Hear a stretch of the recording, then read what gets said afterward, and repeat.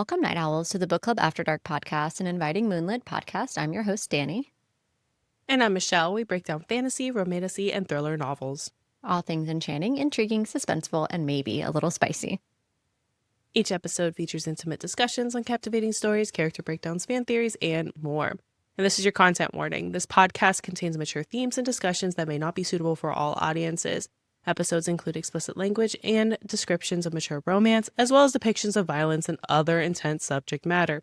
This podcast is rated R for mature audiences. Listener discretion is advised. And going forward from here, there's going to be lots of spoilers for the Crowns of Nyaxia's series. We are also finishing up our coverage of The Fallen and The Kiss of Dusk. So this is our third episode for this book in particular. So, of course, this is your spoiler warning. We always assume that you've read the entire book. Otherwise, you're just okay with spoilers. Here we go. Let's get cozy because the best stories are told after dark. All right, let's get into the drink of the episode. Tonight's drink of the episode is right here. I like the base of it a lot. I like this glass a lot. Ooh. So it's two-tone. We got a couple things going on. Notice the color. So this is actually Queen of Death. This is our drink for that. So I think we know who we're talking about there. It's golden. It's the opposite of what you would think for the Queen of Death, which is kind of why I wanted to go with that. Like if you saw a drink titled Queen of Death, you're thinking, oh, it's going to be black. And I think that's what makes Misha so perfect as the Queen of Death is she's exactly what the underworld needed and needs in this story. So that simple syrup that I used for the Leather and Lark drink, if you remember, put it in the fridge. I was like, this, because it made, you know, those little honey bears, the plastic bears, it filled the entire thing. That's how much I yielded from that. I made like way, way more than I intended. Anyway, I digress. So I was like, I'm going to have to use this at some point. So I kept it in the fridge. Simple syrup lasts a long time. It's just sugar and the fruit's boiled down. So very, good, friendly for that. Put it in the fridge, put it in this drink, and voila. We have whiskey, apple cider, and we have the simple syrup that I made before. So blueberry cinnamon flavors come through. The same frozen apple cider skulls, like the ice cubes, I put one of them in this drink. And then you can garnish with apples. You can kind of garnish with whatever you like. And also you can do this as a mocktail if you want. You could put like some sparkling club soda for a little bit of sparkle if you want with the apple cider and that simple syrup, the blueberry and cinnamon. It's still going to be really good. So there's ways you could just do the apple cider with the simple syrup, kind of whatever you want to do. It's going to be a great drink regardless. I love that you use cinnamon for Misha because that's like her scent. That's what Asar says is her scent. Is like she smells like cinnamon. Yes. So I love that. And it's fall and yes, perfect drink for her. Yeah. And time of year. Exactly. So I wanted something that incorporated the apple cider with the cinnamon, with the color, all the things for Misha. And, the thought of her being queen is just so fitting. And her character arc has just been insane. So I can't wait to talk about it a little bit more in this episode. So let's immerse ourselves back into Opitrace. Tonight, we're going to be exploring parts 5 and 6 of The Fallen and The Kiss of Dusk by Carissa Broadbent. I want to kind of lay out our episode. We also have our special guest joining us, who is Lindsay Dills from Lindsay Dills Music. And I don't know if you know this, Michelle, but she wrote a song specific for Songbird. She actually wrote it, composed it. She's a composer. So she wrote the song specifically for Songbird. She did this for Carissa Broadbent. It's on Spotify. And so I'm really, really excited to talk to a composer. It's our first time we're ever talking to a composer. It's the first time we're having an interview with someone who makes music that's bookish. And I think you guys are going to really enjoy our interview with Lindsay. And so we're really excited to welcome Lindsay Dills. She will be after our last wrap up of the coverage of parts 5 and 6 of The Fallen and Kiss of Dusk. And then, of course, we're going to wrap up with our mystery Q&A as we always do. So we hope we stick around for everything we've got going on. So let's get into it. All right. So part 5 is titled Divinity. And essentially this entire part is Asar's divinity as well as Misha's divinity and their journey through both of their separate divine aspects and how that comes together for this entire part. So this interlude, because Asar, remember, up until this point, he is now a god. He has Alaris's heart. He is with Nyax. Nyaxa took him. This interlude is one line. There are no more tales to tell. A god has no need of a mortal past. I think this is important because Asar is battling this, like, is going to foreshadow Asar's battle because he has like the mortal part of his heart that's like, no, don't do all those bad things, and fighting the god part of him that's like, burn everything to the ground. How dare someone take my throne, Mm-hmm. essentially, as he's going through the underworld. But it's important when you're reading these chapters because it's going to flip from Asar to Misha. And Asar's perspective is slightly ahead of time than Misha's perspective. So essentially, they're traveling the same path. Asar is going through the path first, and then Misha's coming afterwards. So it's important to know time frame of that. So, chapter 68, Misha has a flashback to when she was 10 and speaking to Atraxas about mortality and godhood. And this kind of sets the tone of what she expects of gods from a young age and how that has changed now in her journey of life. So, Atraxas experiences all things at once, beginning and end. All things in between are up to the fates, essentially. Misha didn't really understand how gods could care for every mortal if they could experience so much. And I'm like, right, because they don't care for every mortal. They don't care for Correct. anyone but themselves. The Mm-hmm. gods are so selfish. But she's 10 and she's delusional and she's like the bride of Atraxas. So she thinks like, well, the gods care for everyone, idealistic, Yeah. ultimately. And Seisha basically tells Misha that the gift Atraxas is not his salvation. So he's not saying he doesn't save everyone, but he gives people the means to save themselves. I kind of like this, but still it's idealistic in a way. The gods suck. All your gods suck at this point. But yeah. Gives you So, the means to save yourself, air quotes. uh-huh. Well, Misha Yeah. definitely took that to heart. At Yeah, she did.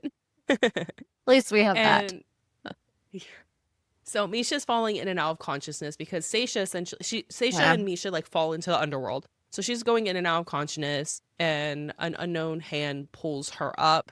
She wakes up back in the underworld. The rivers are still broken. Soul eaters are everywhere. So it's still kind of a disaster down there. Mm-hmm. And Vincent comes back. He's like, "Get up. We have some work to be done. You need to like stop this." But Misha's kind of lost hope. She's grieving Asar. Vincent's having this heart to heart with Misha because she is grieving Asar because she knows that he's a god. He like gave up his mortality ultimately. And these are the following quotes are really important. I feel like it's really important to understand Vincent in his character arc and really his redemption arc in this sense. Why, So he Michelle? says, "I'm Why are we so interested because in Vincent? because I love Daddy Vincent. I love him." Okay. So it's I'm not here to earn Nyaxia's favor. I'm here because someone I Ah, once loved very much believed in the power of fate, the power of even the most inconsequential person to change it. Her goddess sent me to you, not my own. I know that there is nothing I can ever do to right the terrible ways I wronged her, not in life and certainly not in death.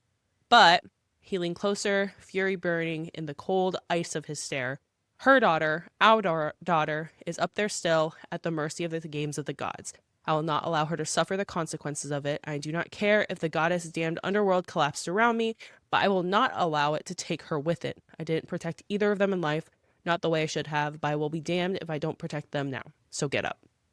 yeah, So Vincent. here, Woo, woo, woo, woo. yeah, From the back. we learn Asaja is the one that sent him. So this is the goddess of the fates. So this was it a Nyaxia mission? That was it any other god's mission? And he's just like, I fucked up. I was an awful husband. I was awful dad. I was awful lover. I was awful at all the things. And I'm not going to let the world ruin because I need to do something about how I behaved in life. So Mm-hmm. again, I just love Vincent. His redemption arc is there. Yeah, but to me, why, and again, this points to something that we got into with Jess as well, of like talking about Asasia and like, do we trust her? Because Nyaxia didn't send Vincent, and Vincent definitely was about Nyaxia. So Mhm. Asasia shouldn't technically be about the vampires. So why in Mhm. death would she be sending Vincent to kind of help out here? Like what's her game? Like, what is she playing and what is her deal? And is she actually trustworthy? I don't know. And I'm trying to figure out what we're going to see in books 5 and 6 of what Asaja's end game is. Is she trying to rule the Mm-hmm. whole White Pantheon and just like slowly cut gods down, or like what's happening with the fates? And clearly there's a reason, these gods are very selfish, as you've said many times. So it's not Mm-hmm. like she's doing this for her, for everyone else. She's got to be doing it for her own gain. I don't know. What are your thoughts there? Honestly, what I think, I don't trust her in terms of like she's doing things for like the greater good. I think Mm, she sees the path the world is going and she wants to prevent destruction because that's like ultimately her own downfall. So I think she's choosing the path that has the least amount of destruction, which is having these vampires. And we know at the end of this, yeah, she ultimately claims some of them. yeah. So, is it for her benefit? Yes. I don't think she's not selfless No. at all. None of these Mm-mm. gods are. Mm-mm. So, but I don't know if she's untrustworthy That's in fair. terms of that. So, what Okay. about you? What do you think? I think it's a wait and see. I don't know if I have enough data other than to say like the White Pantheon sucks, but I don't have enough data on Asasia to clearly say that she's like all bad, because when we talked about her when we read Conqueror, Slaying the Vampire Conqueror, for those who haven't read it, we're talking about Asasia appears at the end of that book, and again, you get the same kind of vibe because she had choices. She could have just been like, "Oh, you killed an acolyte of mine, and well, you die for that. I don't care. Bye. See y'all Hmm. later." You know what I mean? But clearly, she had other plans for those two as well.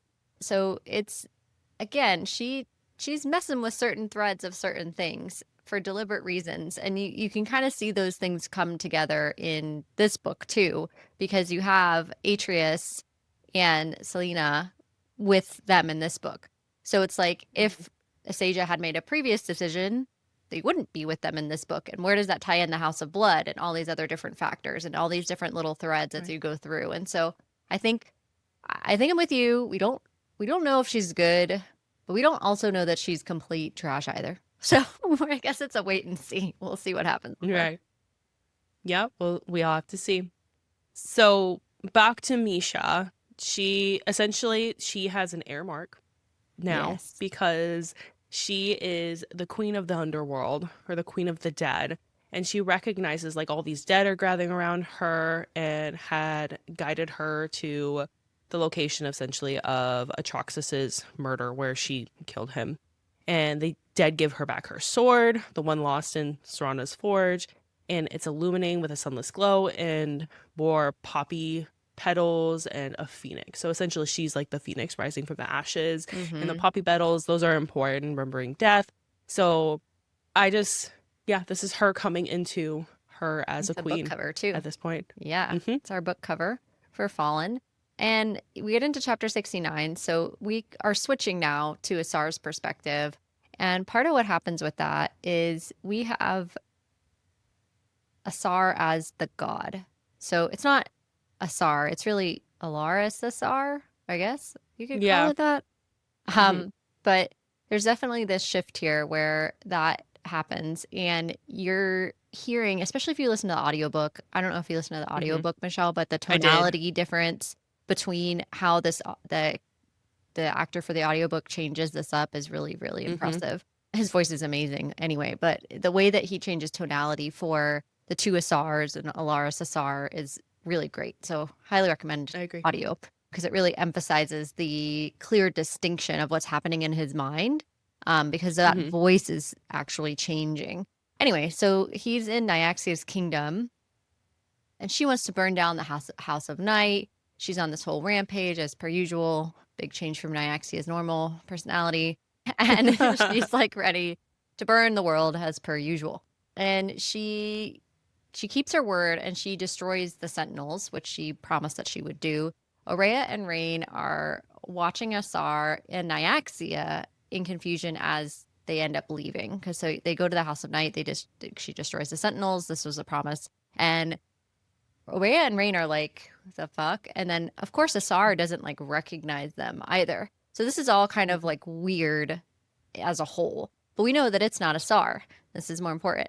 So Nyaxia takes Asar to her home because she's like, oh, my husband is sort of back, kind of like through blood and the heart that's in his body She's that's also not sad. Asar's heart. Yeah, she's Hmm. very, very sad. And she kind of switched. I feel like those are her two like key emotions. Is she's like devastatingly depressed or on a rampage to murder all the things.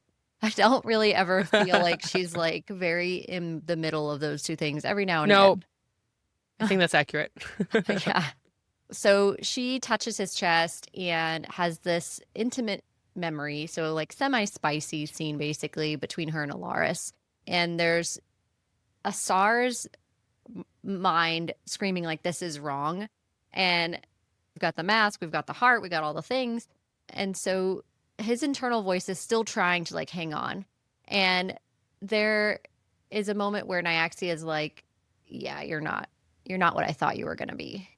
As this internal voice is screaming, Nyaxia realizes that he hesitates basically outwardly, and her Alaris would never do that. So Mhm. she realizes that any hope of Alaris coming back to life in any sort of way, this was like kind of the last chance. Asar is of his bloodline. He has the heart, he has the eye, he has the mask, he has all the things possible that could bring her Alaris back. And she actually, which Mhm. is very dark, does not give a shit about Asar at all. Like, she does not Nope. care in this moment that Asar is still in there somewhere. Like, she has no No. feelings of positivity about this at all. So instead, she's just like, all right, cool. I guess I'm not getting him back. And she says to him, enjoy divinity, godling, meaning young god at this point. About it while you can. I have upheld my half of our deal, and soon you shall uphold yours. And so this is a critical moment as well because she is calling him out, saying like, "Look, I took care of the Sentinels like you asked. You're supposed to step into your god like power. That is what we agreed to. That's what you're supposed to do." Mhm. So this is an important part that we end on that. So the gods come to the outskirts of Nyaxia's territory, wrapping up into the next chapter, and Shikette is missing. She's missing a sword on the top. She's Mhm. there, but one of her swords is missing. Very important observation. This is also mentioned later, so make sure we lock that in. Remember that one of Just her put it in your swords pocket. Yep. is missing. So it's important that we remember this. Nyaxia argues with Shikette, of course, because their whole thing is about loyalty and white to the White Pantheon. Obviously, Nyaxia just killed a bunch of her sentinels, so there's definitely some beef there. They're trying to work this out. Mhm. And Asar has this realization that the gods are really not what he thought either. And that it's just a constant game of like possession and destruction and this competition. Like they're just trying to satisfy their boredom constantly. Mhm. And so he's having this internal battle about this. And then Shika and Nyaxia declare war, of course. And Asar is going to wield the dead army against the human kingdoms because the dead outnumber the living. The gods end up Mhm. leaving, and the last one is Asasia, who whispers to him that there is still time. So there's so much that goes on to this, but the key moments that are important are the fact that Asar is truly not himself when he makes this statement. And as the god of death, he can make this statement, but ultimately he hasn't truly embodied being a god yet either. There's still this battle that's going on with him. Mhm. And then the next chapters go by really quickly. So this is where Misha is really understanding her role in the underworld, where Asar is revisiting the underworld as Asar Alaris type with his mentality. So chapter 71, Misha basically is letting the underworld guide her. It's whispering to her, telling her where she should go. And she feels like the pain and sadness as she's traveling. So she heals souls that she comes in contact with. It's very, the way that the It's audiobook beautifully reads it is written. very slow. Yes, very beautifully written. So it's supposed to be peaceful. And then when Asar visits the underworld, at least at this point in time, it's also kind of peaceful as well as like his godness is remembering what he was doing in his past life, Mm-hmm. but it's still unique and new to him, and he's making actions that he really has no control over but just does. So Azar then visits the underworld without Nyaxia. Nyaxia refuses to go down there, so it's just him. And he sees the levels of descent are collapsed and the underworld is bleeding out into the land of the living. He felt nothing as he's observing. So, and that's very true to like him just as the god, essentially. He doesn't have really many emotions. At least his No. god-like self has no emotions, whereas like his internal voice is trying to feel something. And he sees a field of dead poppies. And if you remember back in Songbird, back in the past books, the poppy field was really important with Nyaxia because this is where Nyaxia and Alaris would sit. Mm-hmm. This was the last part in the descent where, you know, this is It's like kind of like giving their, Bella and Edward vibes. But anyway. yes, this is a place that they love, an endearing place, and now it's all like dead. But he plucks a blossom over it, places it over the eye, and it comes back to life, and he places the poppy back. And then the next chapter, Misha comes to the same poppy field. And she imagined when she last saw it with Lucy and Asar. There's poppies everywhere. Lucy is chasing like butterflies. It's a really peaceful time when she remembers it. And she finds a single poppy that was still alive. And the poppy starts talking to her. And then she places it in her hair. And it kind of like winds in her hair. So, Mm-hmm. and then it starts speaking to her because this is like a part of, you know, divinity ultimately. And then Asar, we go back to Asar. He's like continuing into the underworld as Nyaxia is scheming. He's just kind of figuring himself out. And he comes across lost souls and rotted bodies of a guardian, which is the bird guardian. This is the one that they slayed in Songbird in the Heart of Stone. So Yes. the only thing that's remaining is the golden skull, and he lowers his forehead to the skull, pours his power into it, and then places it on a broken arch above an altar, and then left. And he's just doing these things. He's not really. It's weird that he's doing these things because it almost seems like there's no rationality to it. Mm-hmm. It's like a mixture of like his godhood just acting for him and a little bit of like his mortality pushing him. And then Yeah, because it's Misha not walks conscious. into. You know what I mean? It's not these like No. conscious things that he's doing. And so that leads me to believe, like, to your point, it's like fated anyway, kind Hmm. of thing. Like there's Yeah. no, you know what I mean? Like there's no conscious Yeah. thought that he's like setting this up for Misha. He doesn't understand time. He doesn't really understand what's happening. It's kind of like this is the fated way it's gonna go. But yeah. Hmm. Yeah. And then Misha comes directly behind him into a fallen forest. There's mushrooms, a towered high overhead. There's a temple within the forest, and the underworld told her to keep going until she came to the altar room. And she sees the decay of the temple from her battle when there's Asar, Chandra, and Elias. And Oh, Misha Chandra. had went through the descent. Yeah. Her again. So she then sees the guardian skull and then places it over her face, and she felt stronger because again, this is God touch. So now she has like this bird mask on her Hmm. head, and this is also sentient and begins to speak with her. And then she continues on her journey through the underworld. And in chapter 76, Asar ends up going back to the roots of Morthrin and he starts to wander the halls. He starts to see things that should, if he was himself, give him memory. But all it does is kind of wound this ache in his chest. And it's interesting because the eye and the mask, which are Laris's, have this whisper in his mind that are like, well, you're no longer this person. You're here, you're going Hmm. to be building a new kingdom. Like, don't worry about this. But Morthrin's sentient too. And so I kind of feel for Morthrin in this piece because it's like my owner is here and like he doesn't recognize Morthrin.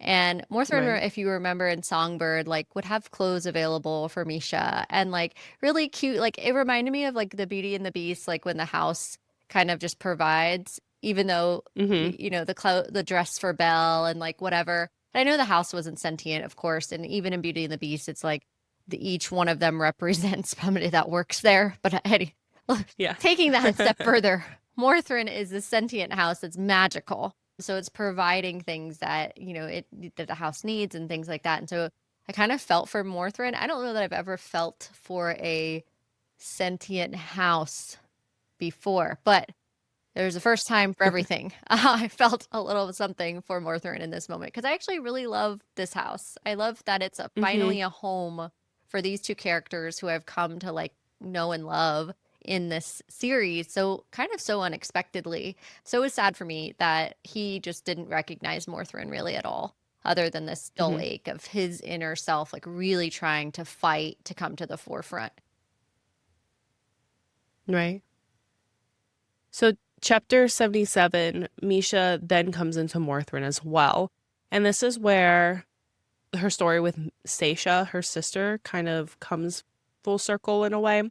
So, Seisha's been the sentinel that's been attacking her all this time. And Seisha finds her again, attacks her, and Misha's like noticing like how beaten she is, her armor's cracked, and she's noticing behind the helmet Yeah. what she looks like. Her face is like smooth. Like she has no physical features.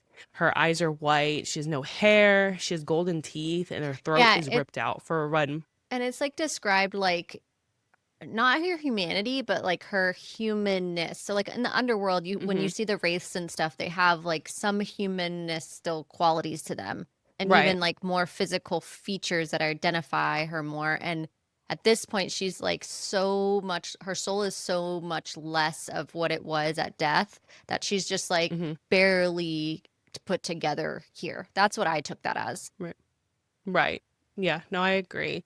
And this entire time, you think Seisha is upset with Misha because of what Misha has become. But really, Mm-hmm. she's upset at the world and upset for Misha.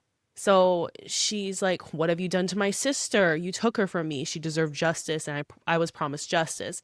Meaning, Misha should have had a better life. She was Mm-hmm. promised a better life. She was promised justice, and she did not get that.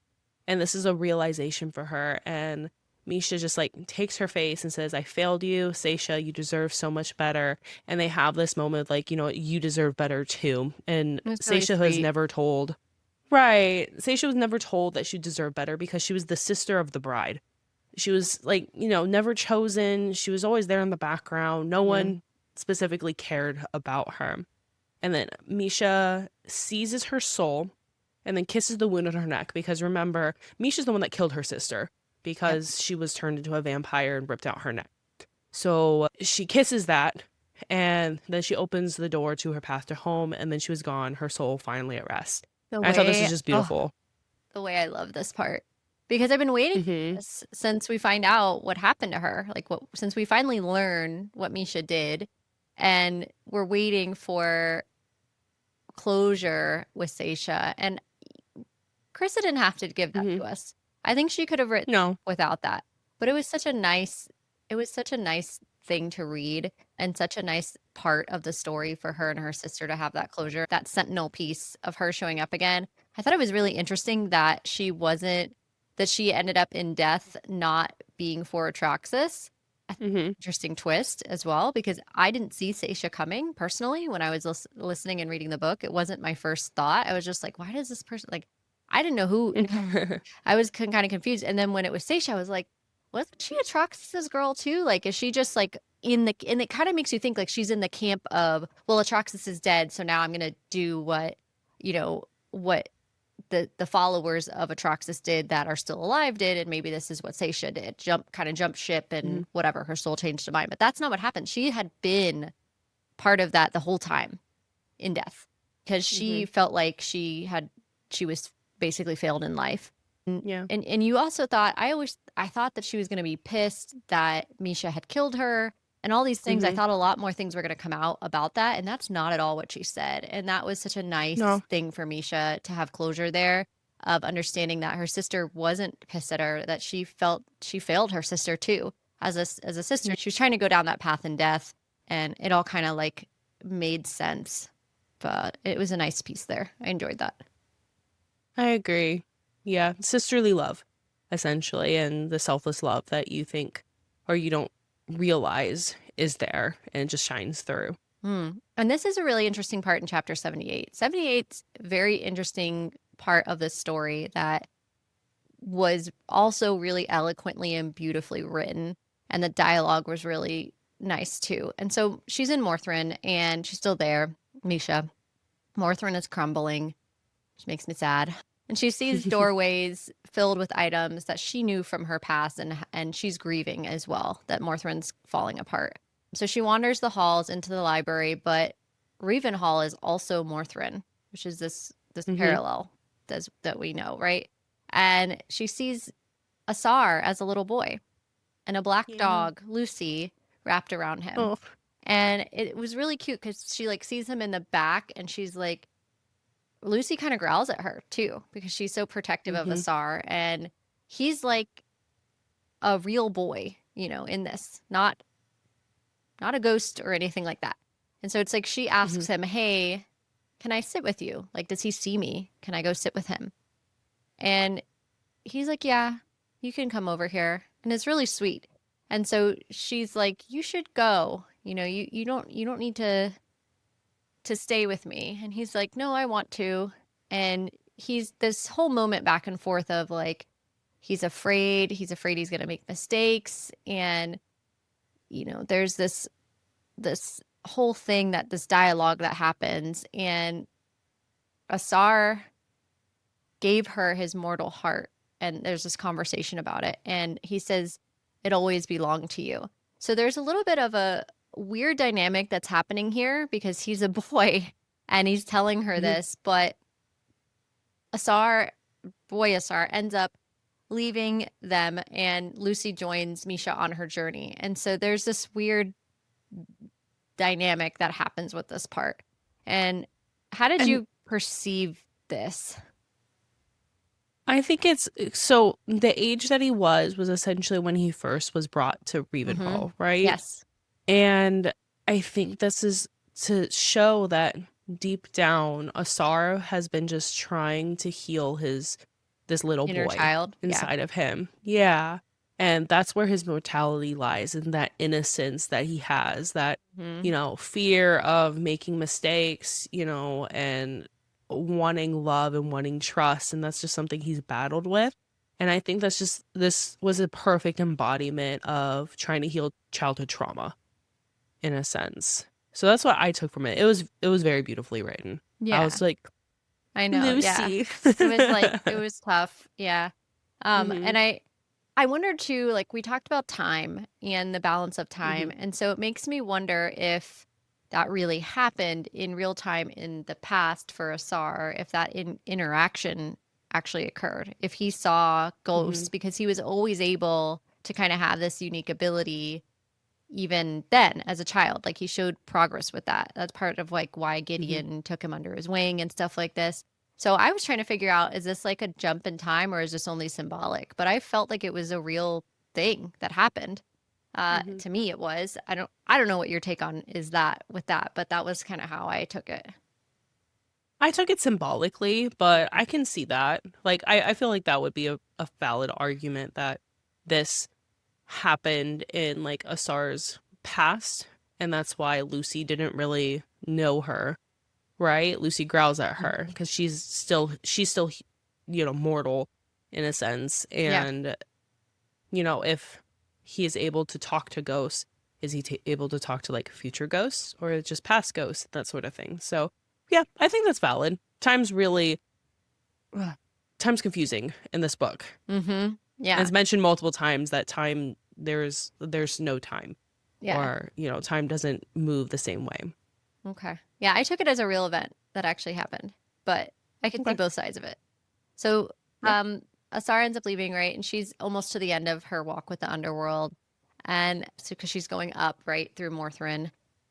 And the souls are pushing her toward the mortal world, but they're also, while they're saying, like, hey, the dead are with you, they're also warning her, hey, Asar, the god of death, is going to come for you as soon as you cross into the mortal world. So, like, heads up. Hmm. And for her to be told to like be weary of him is such a sad thing for her at this point, Right. because that's her love. Like now she's like, is this her journey? Is just like, she dusted herself off after he walked away and was like, shit, and now she's like gone through this whole thing and she's about to have to go up through the underworld not knowing if the love of her life is going to even recognize her. Like she's just such Hmm. a badass. But anyway, that's our She Misha, is.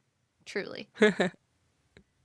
So chapter 79 is where this confrontation happens. So Nyaxia is tired of waiting and told Asar to summon her dead army, and Asar like rips the veil open between the underworld and mortal world.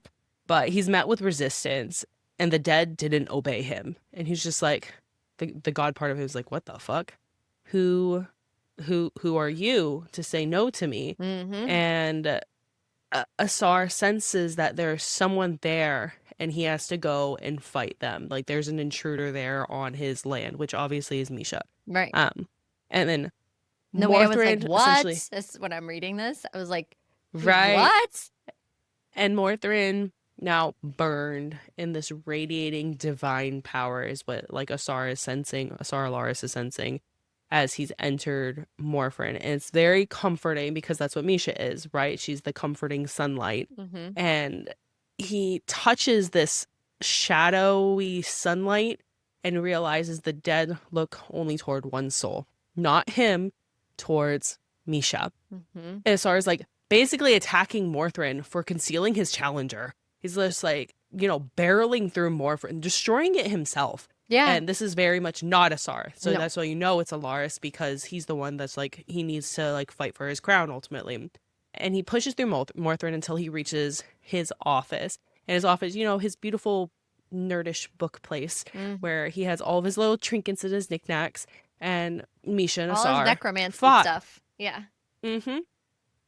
And he was going, so they're fighting, they're going back and forth, and he's about to deal this killing blow to her, and he has a flashback of Misha in his mortal life. So he resisted, and the dead rises up around them, and he continues like attacking her. So it's a really cool scene. This is like, I would love to see this in, Yeah, like, we visually. talked about animation for this, Mm-hmm. but like the dead's just rising around them to basically protect her as they're fighting. And she's losing ultimately, but she takes off her mask and she's like touching his face and begging him to come back to her. Mm-hmm. But parts of Alaris are like, end it. You need to end it with her. And like there's this battle with his humanity, and she just keeps going like, come back to me, using that compelling repetition that they do throughout this entire book when, with the Shadowborn magic. And he raised his hand for his final attack, but he heard the key of a piano because she is pushed up against the piano and it starts playing. And really, that was enough distraction for her. And for him, it's enough hesitation. And she takes her broken blade that's been from, he's attacking her with his god power and god strength. And she presses it to his chest and says, I love you, Asar Valdari, Warden of Morthrin, King of the Underworld, heir of Alaris, I love you, and life in the next worlds, mortal or divine, I'll never let you go. And then she drives the blade into his chest. Yeah, she sure does. Mm-hmm. And then the dead reach into his chest, take out only half of his heart, and she shoves his mortal heart back in. But she now has half of a divine heart as well, which very important. She ultimately takes into her own chest. So they both share half of Alaris's heart now. And yeah, Nyaxia has some feelings about that.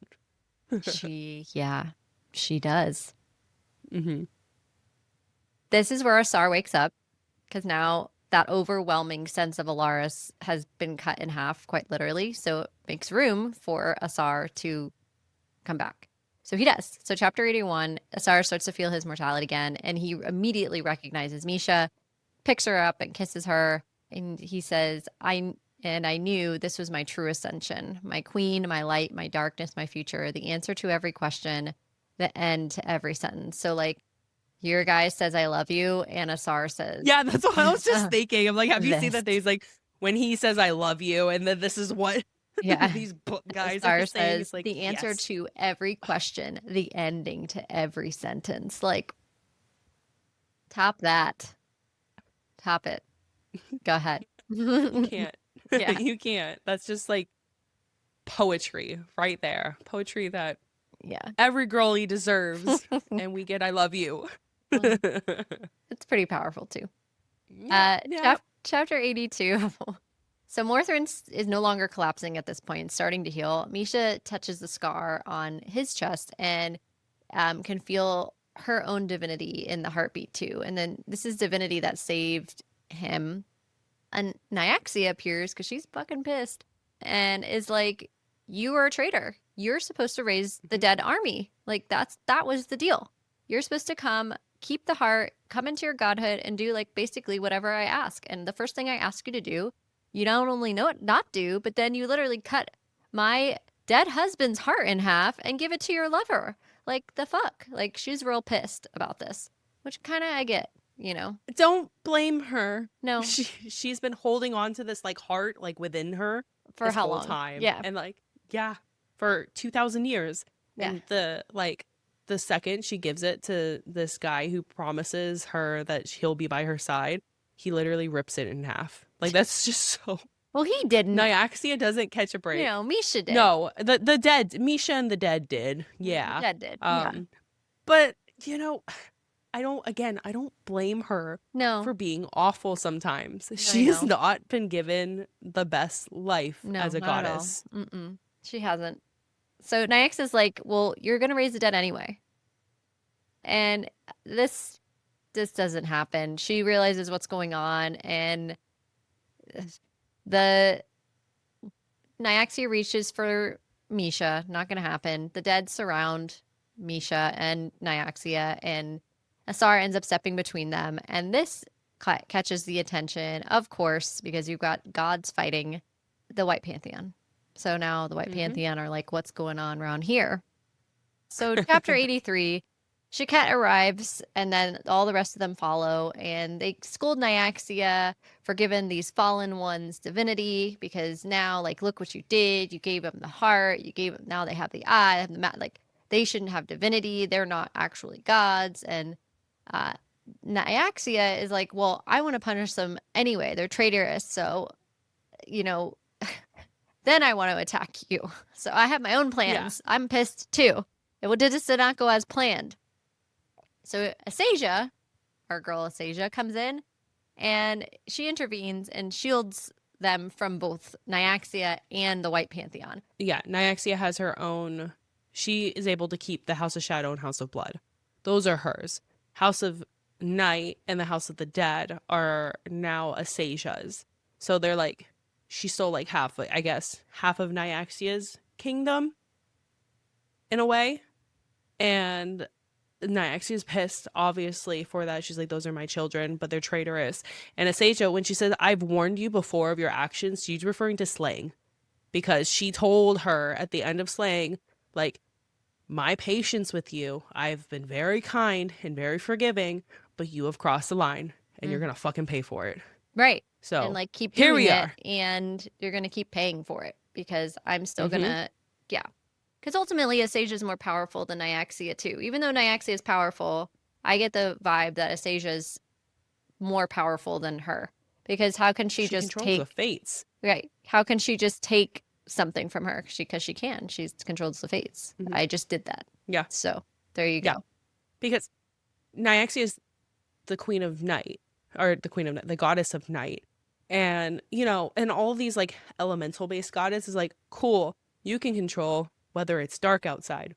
I get control what everyone gets to do for the rest of eternity. Yeah. You know, I would say that's a little bit more badass. Yeah. And so Misha's body is struggling with this weight of divinity. And Asasia tells Asar of Misha's soul, which is her mortal soul. And in every thread where she goes to the Citadel, she meets Asar and they change the world with every thread. Every thread, like this was going to happen. And so this is where Asasia's like, look, you guys were fated. It was going to happen, which kind of points to why Asar's doing these things in his Asar/Alaris phase, is because Asasia is like, this was fated. This was going to happen. And she spells it out right here. And it gives you the reasoning. And Asasia touches Misha's forehead and she gives her life, basically, and earned her life and will keep her divinity. So she's God touched again by Asasia, physically, like touches her. And she tells them, okay, you need to recover, you need to start rebuilding your kingdom, and you need to prepare for war, because that's what we're about to get into. That gives us to part 6.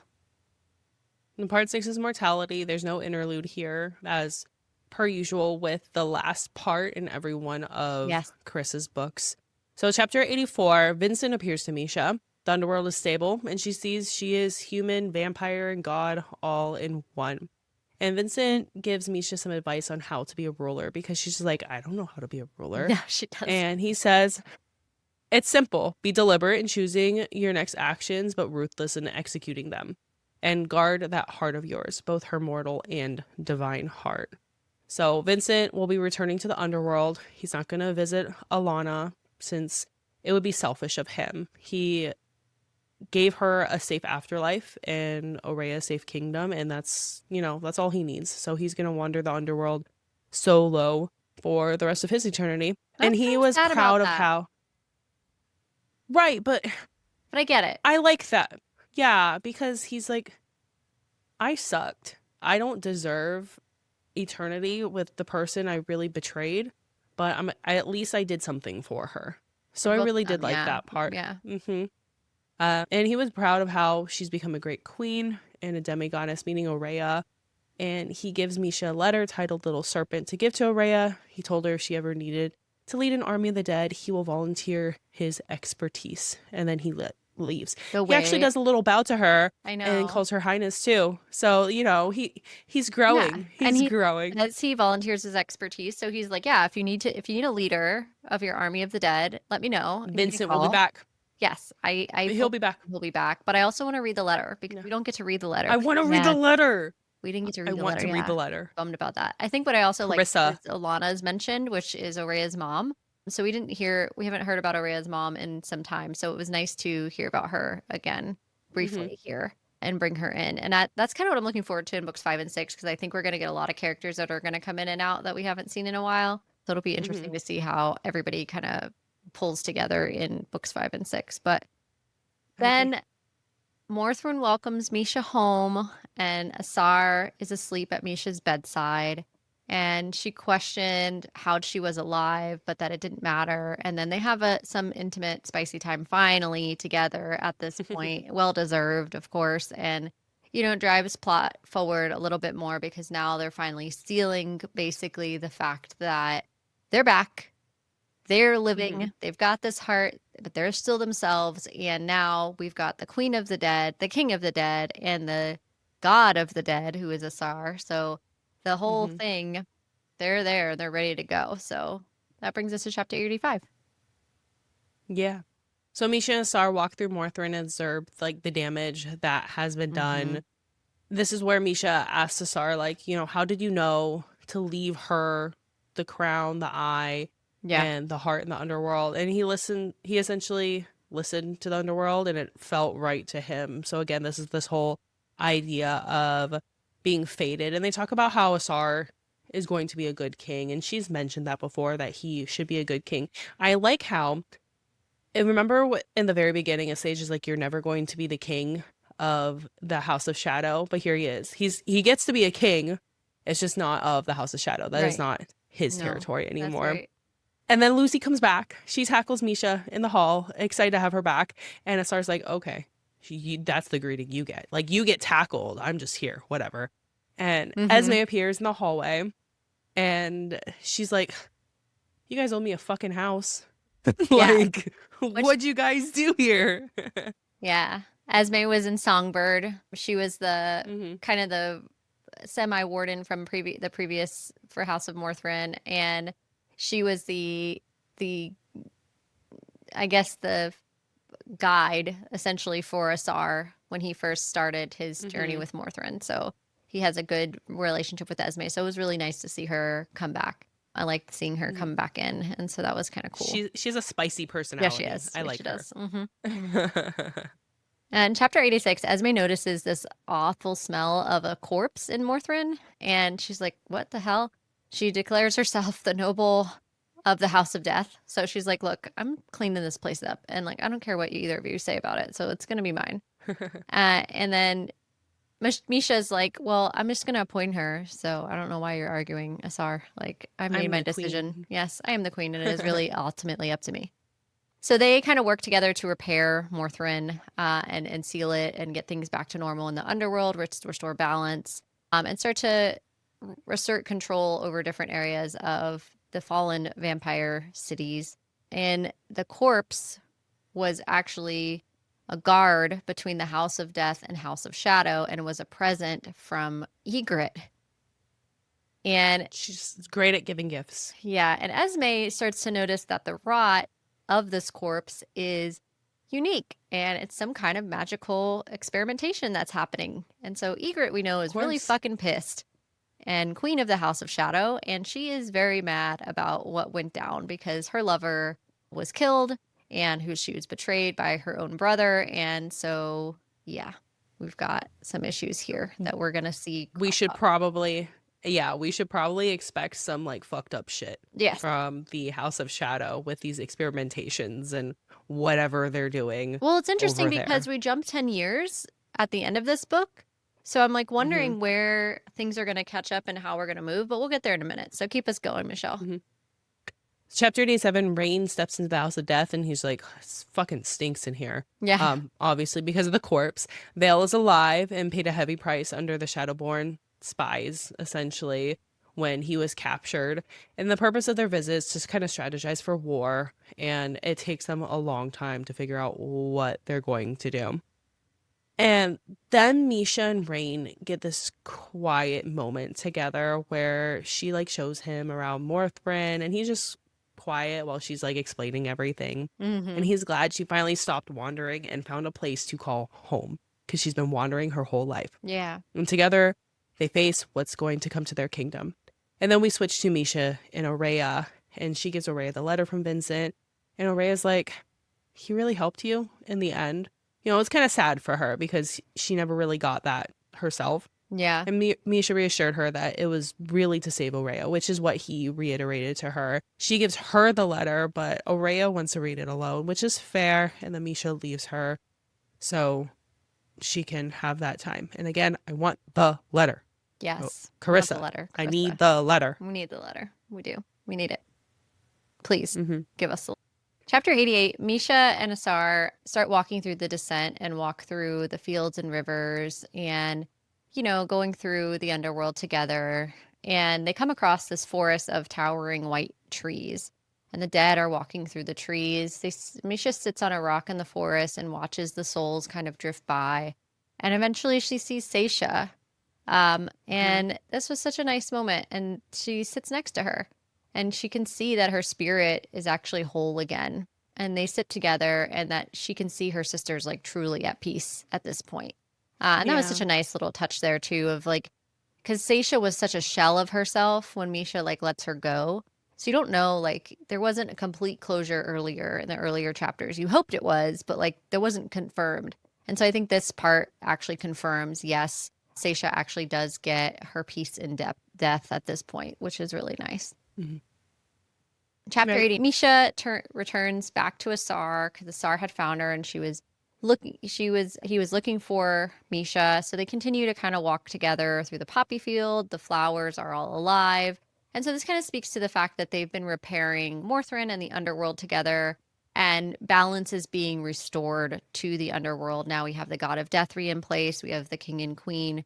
And so we have a lot more balance happening here and the way the fates we're going to have in place, the balance of what the underworld needed is being restored. So they continue walking through the poppy field. Flowers are alive. At the center of the field, there's a ritual circle. And we know that necromancy was kind of the start of it all. So we see this circle in the middle, and there's symbolism here for the Bathysians believe that they're going to link their souls together in this spell, this necromancy spell. So Asar, again, has our heart forever, drew this for her because remember, he called her his wife, like at the beginning of the book, but she really wasn't his hmm wife yet.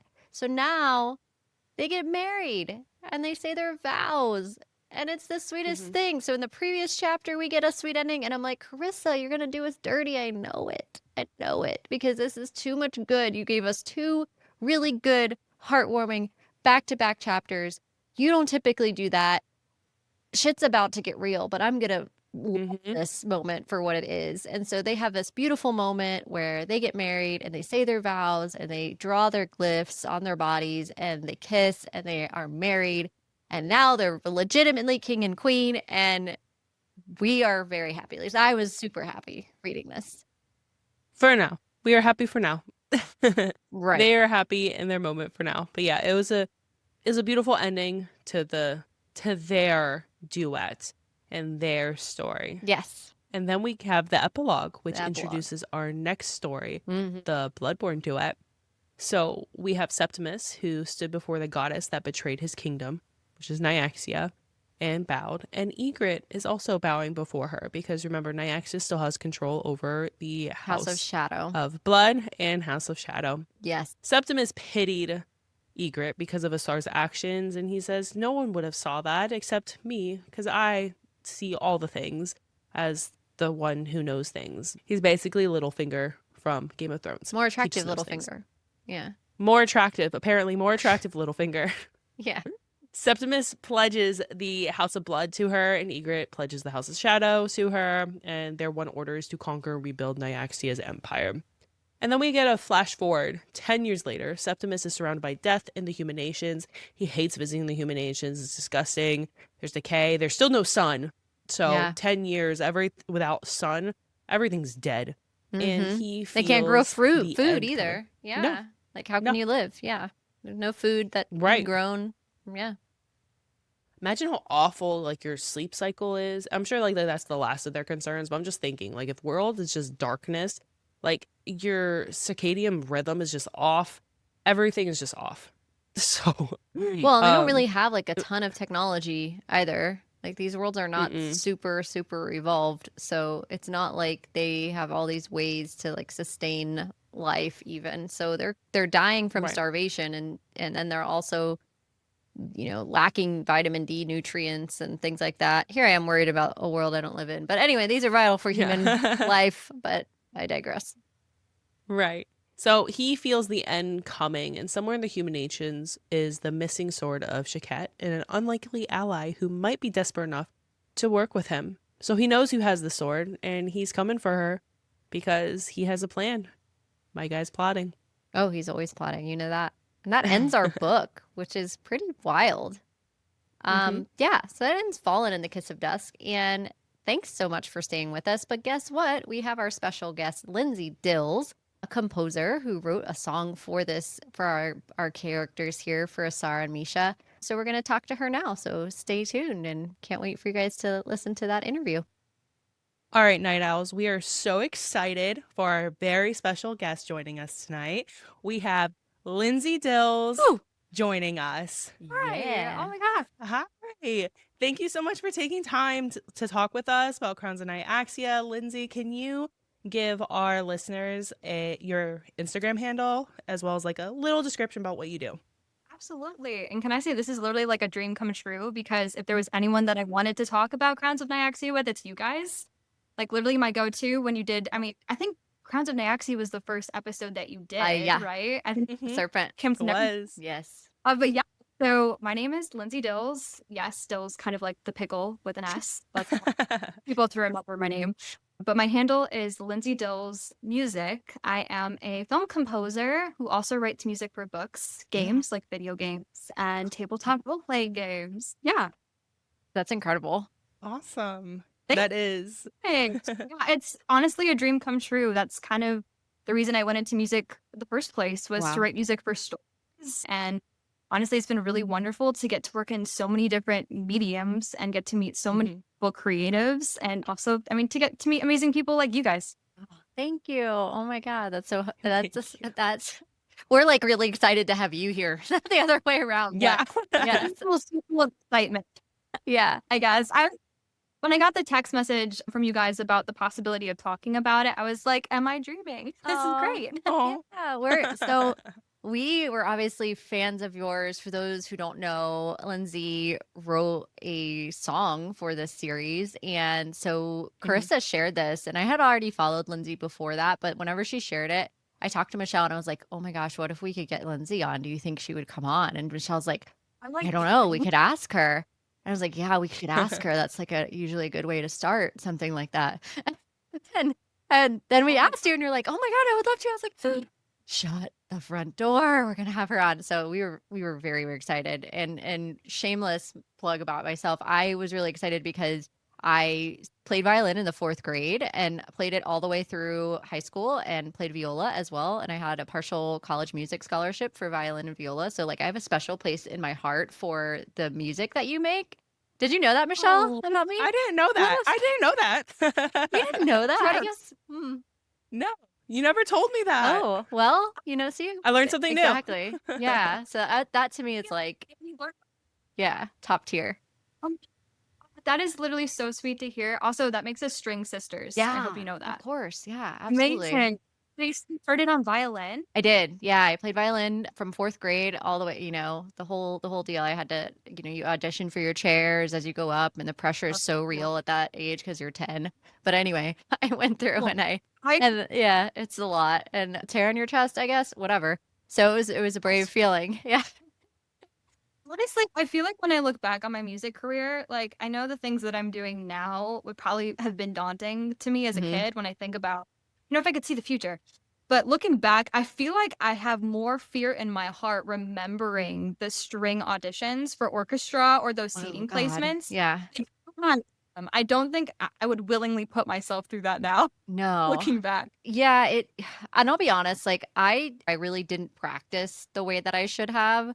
So, I mean, I still did okay, but my partial music scholarship was to what was a community college back then. But I mean, it wasn't nothing, but it definitely wasn't like some crazy thing. And I, played at a community orchestra, but I learned so much about film scores by playing violin at such a young age and just the appreciation for what music does to lift a story and how Yeah. music changes. I mean, look at I mean, this is just one example, but like what you've done with Fallen and just like taking something that's so, for Songbird, for Asar and Misha, and taking, something that you read about to hear it in your mind and see it pieced together, the artistry that's in that and the ability to take a bunch of different instruments and create something has always been fascinating to me. And when I think of like the biggest movies out there or the biggest things out, their score is usually what sets them apart. It's the music. That's what drives story. That's what reels you in. That's the iconic parts. I mean, we're in Halloween season now, and like you think about Michael Myers or Halloween, like what do you hear? You hear those soundtracks. It's iconic. So I'm like extremely excited to have you because I want to talk about composing. I want to talk about all of these things. And so I'm literally like nerding out right now because like little younger me would have been like, you're talking to a composer? That's the coolest shit ever. Except I wouldn't have said shit. But Aw. yeah, it was really exciting. So I'm super, super happy to have you here. Such a mega honor. I totally understand that because that's exactly why I gravitated towards this career in the first place, was just you find yourself humming these themes. That's how iconic they are. And you kind of carry them with you in your life. And one of the things that I learned with being a film composer is, you're kind of the number one support of these scenes. You're kind of conveying emotions that you're witnessing and the characters are feeling, but you're also inferring information that maybe the characters themselves are not aware of, or Yeah. maybe directors and stuff. My favorite conversations are, because I'll get a script and I can approach the script and have an idea of how I might want the music to sound. But the real magic happens when the director kind of takes me aside and is like, hey, this is how I see the scene playing out. And it might be completely different than my perspective of the scene reading it. And that's where it's amazing because someone's perspective of grief might sound different musically than my perspective of grief. Yeah. And like So we call that tonality. Yeah. exactly. And so sometimes I kind of get information that even the actors don't know. If the director wants me to have information, like, let's say I'm scoring an episode and there's some spoilers for what's happening later in the season that the director doesn't want the actors to be aware of when they're shooting the scene. I'm going to have to write music that has foreshadowing for later in the series. Mm. People aren't aware of yet, but then all of a sudden you get to that part in the series later. It's like, oh, it all makes sense. Same for Wow. film and stuff. Yeah, That like the kind of stuff. suspense in a movie, like the character doesn't know there's suspense playing, but you do watching Yeah. it. Yeah.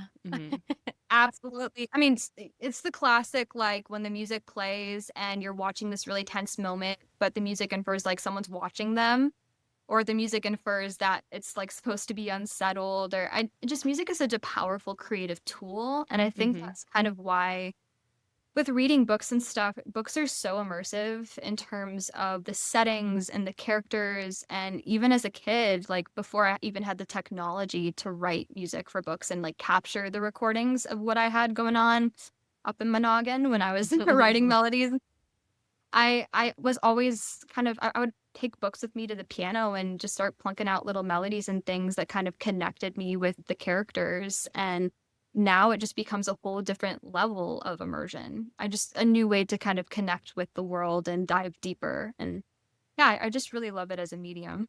It's awesome. We haven't even asked you your first question yet. That's where we are so far. Just having fun talking to you guys. The lore of Danny is like I had no idea. It's amazing.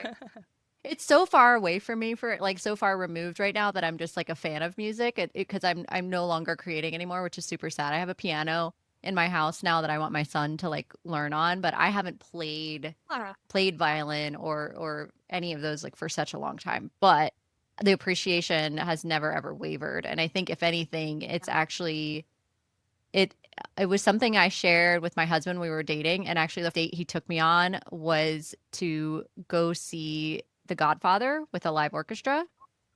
Yeah, Yeah. and so I went to the San Francisco Philharmonic and saw them play that score with the film, and that's what I mean is that the you didn't know they were there.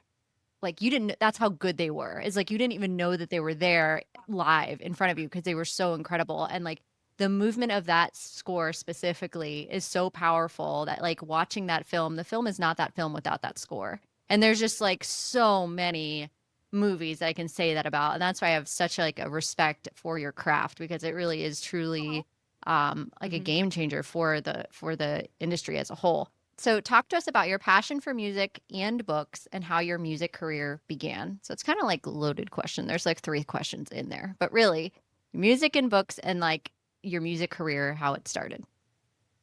Perfect. Yeah, so I started violin from a very young age, like around the age of 4 or 5.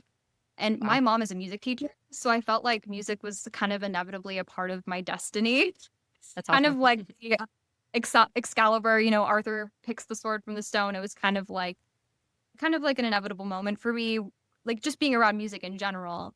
My dad was a vocalist in college, so I was kind of surrounded by rehearsals, and my mom had like every brass instrument, every woodwind instrument in our house because she would help fit kids for what instrument would work best for them and what they were Wow. most interested in. So as a little 4-year-old, you're seeing all these really cool instruments and you're wanting to participate and you're wanting to play. Mhm. But I was too little to play any of them. So she got me started on violin. And I'm so glad that she did because I started playing and quickly realized violin gets a lot of the cool melodies Yes. and a lot of the fun, lush, romantic, and heroic motifs in the orchestra. It's kind of the running joke. I'm sure you recognize that, Danny, from orchestra sessions and Mhm. stuff. But yeah, so I knew from a very early age, I loved reading, that I wanted to do something with music that had a story component to it. And, as you're preparing for college and deciding what you're going to major in, I played piano growing up. I played clarinet growing up. I was in choir. I played in bands, even had a bit of an electric bass moment. Oh yeah. And stuff. But I knew I wanted to stick with the violin in college because it gave me the possibility and access to play violin in the orchestras that supported film scores. Oh wow. And I wanted in the middle of the action where it was happening, and I thought about doing piano because I loved piano a lot. Mm. But when it came to figure out what I was going to audition with for college, I was like, well, violin tends to have a lot more of the melodies and things, but there's also more chances for me to be able to be a part of the orchestra than just a solo pianist. So I auditioned with violin. And when I was in college, I also realized I could double major with composition and I started diving Wow. into what it might to be a film score. So it kind of was like a full circle moment where I used to compose for melodies for books and I wanted that story element to be a part of my life, but then realized maybe instead of playing for these scores, I could be the one writing them and Wow. actually like start investing in the crafts. And then eventually for my master's, I studied film scoring in New York. Wow. So after Awesome. it was kind of like a full circle moment because I wanted to write music for stories or play for them. And I got the chance to do that with different shorts and films that I did in college. But eventually I realized that the one way for me to kind of continually write music and stay inspired was to start pulling inspiration from the books I was reading in my free time. I mean, Wow. these were the things that fueled me to be a musician in the first place. Mm-hmm. So I started writing melodies and then eventually made the decision to share those melodies. And that's a whole story in itself. But Ooh, yeah, we'll that's get kind to of that. generic, semi-long, slightly condensed version of my music career. That is awesome. That's awesome. Oh, thanks. For the listeners who don't know music composition and like how difficult that actually is, Lindsay's just like, oh, I just did music composition. No, y'all, music composition is very, very difficult. She's being extremely modest. Music composition is very hard. I consider it another language of storytelling because music is another language. Mhm. So it's literally storytelling in another language that is music. And it's such a gift that you have, Lindsay, to be able to do that. So that's really awesome. Thank you for sharing that with us. It's incredible. I really appreciate that. Absolutely. And honestly, a very great comparison. It's funny that you mentioned that because in college, one of the things that we did, like I was a bit of a rebel because in college you kind of have your classical repertoire, Mm. and certain genres of music that we're kind of instructed on how to write our music in. But I so badly wanted to be a film scorer, so I tried to manipulate while I was in my undergrad before I moved into the film program. I tried to manipulate my assignments to fit story components. And there was one assignment where we had to do this thing called tone rows, where you would have like a set like list of notes that you'd have to play in a consecutive order. And honestly, so the notes didn't sound necessarily great when you line them up in that order. It's a very unique system of music, but I was determined to make it sound as tonal and as melodic as possible. So I attached it to the story of Red Riding Hood to make sense to me, and I like Oh. totally the assignment, but like became like a language because I assigned like different notes and things to the characters and stuff. But yeah, it's it's a really fun medium. I love that. That's awesome. That sounds fun. Yeah. Okay, so let's get into The Fallen and The Kiss of Dusk. So what was your favorite part of The Fallen and The Kiss of Dusk? Oh my gosh. It's a good book when you have a lot of different parts that Mhm. you love and also destroy you. Mhm. I actually read the book when I was in surgery recovery. So I was like on bed rest and I had like all the time to just read and dive into this. And I mean, this was the book that I stayed up till 3 or 4 in the morning, just like sobbing over. So Oh, good. wow. Yeah. And I would say that ending section, that's probably my favorite, Mhm. like especially where Asar pursues divinity. Ultimately, he wants to save Misha, but then he ends up changing after he has the heart of Alaris. And when Misha is in the underworld and they choose her to be their heir and give her the sword, like from that point onward, I'm a blubbering baby. It's just so Aw. powerful and so good. Mhm. And they're so poetic and so beautiful. Like, I know we were talking about music being a language, but if like for Carissa, the way she writes, if words were instruments, her writing would be a symphony. Oh, yeah. Just how Agreed. she Mhm. Yeah. together. So I would just say from the point where Misha encounters Vincent, which I have so many thoughts about Vincent. What are they? Wow, okay. So Vincent is a very problematic daddy figure. Mhm. Issues with that, but like I don't know why I get goosebumps whenever he came back on the page in the Shadowborn. Yes. Like when he encountered Misha after, I think was it Shaket, who the goddess of justice that ended up destroying Misha. Once he encounters her in the aftermath, I pretty much screamed. I almost threw the book. I was like, what? And I had goosebumps because I don't know, I love how imperfect he is, if that makes sense. He's a very believable Mhm. character with the system or the ecosystem that is Cybernage and the ecosystem that is Mhm. Ovitrius. And I mean, when you have vampires who are born from the trauma and suffering of Goddess, you have, expectations of what that ecosystem might look like. And Vincent is a product of that. And I think he's just a very complex character. So I enjoy reading him. Would I want him to be my father? Definitely not. No. Romantic interest? I'll have to give a lot of thought to that. But could kind of go multiple ways. But yeah, I enjoy reading him and I enjoy seeing the art. I love a good redemption arc. Yes, my girl. I'm hit or I miss. love Vincent. Yeah, I'm hit or miss. I absolutely love Vincent and his redemption arc. And Yeah. Danny hates it, but I'm like a sucker for a redemption arc. I will find a redemption arc out of most You will. characters. You do. So, And you do, usually. And I'm Love to like, hear. oh boy, here we go. Oh my gosh, I live for a redemption arc, especially when it's because they can be well done and they cannot be well done, but Carissa does them, I think, She so does. beautifully. And on oh yeah. direction of Vincent, but I would love to hear your thoughts, knowing that you are of a kindred spirit to the redemption arc. If you think Nyaxia might have a redemption Ooh, arc. this is a good question. S- That's In tough California. because Nyaxia is a product of her environment, right? Like you said, she is, like you said with Vincent, she is a scornful bitch because they Yeah. killed her husband and like literally like just dismembered him and used his body for their own good. I get it. Every time I get it. Like she's sad. She just really wants redemption. Does she push the envelope a little too far? Maybe. Smidge, Wow. tiny bit. There are some things that I'm like, okay, maybe we're just a little too spiteful. But again, I don't blame her. Atreus's Yeah. horns. It's hard. We just leave Mm, Atreus's yeah, okay, so horns she- like spiteful. Yeah. So I don't know. I feel like in terms of redemption arc, she's a little bit too self-serving. So I'm not, because Vincent, And Vincent's yes, not. he was self-serving, but he was self-serving, but always in the back of his mind was his daughter. Yeah. So that's what like escalated his redemption, because now that becomes to the forefront. So why he felt or was like, why he wasn't great is because he kept himself in the front and his daughter in the back. But now he is, yeah. recognizing that he was wrong for that. I don't know if Nyaxia would ever recognize that she's wrong. That's a very fair. And Also- I think that's a valid part for like redemption. Oh, You have yeah. to recognize that you fucked up. I loved to see Vincent's reaction to seeing Aurea from the underworld, especially because Yeah, that he was kind of tough.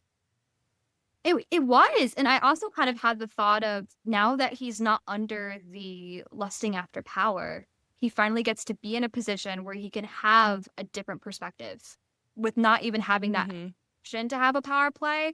He can now witness things, maybe with a bit more of a sober mind, and seeing the regrets that he had and was very, I don't know if I want to use the word touching, but like it was kind of touching to see that he was starting to have a change of heart, and the things that he was muttering, with Misha.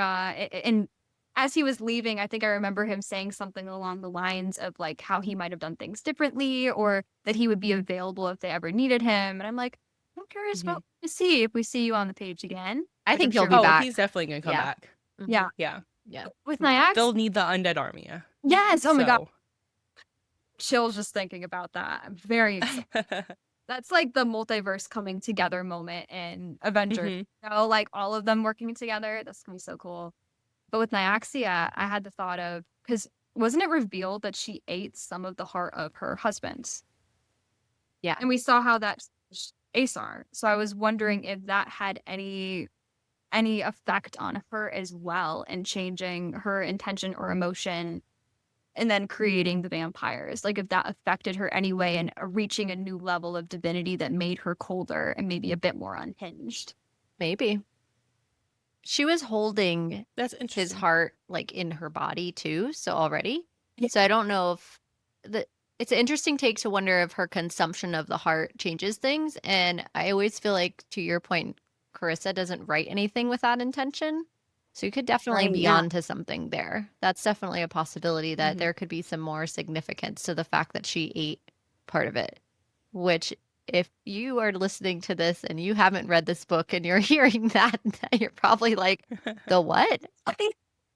Out of context. Yeah, it's a little Yeah, deeply yeah. disturbing. So a little. A little bit. let me ask you this, our next question here. So in Crowns of Nyaxia world, like the whole thing, who is your favorite character and why? And then who's your favorite couple?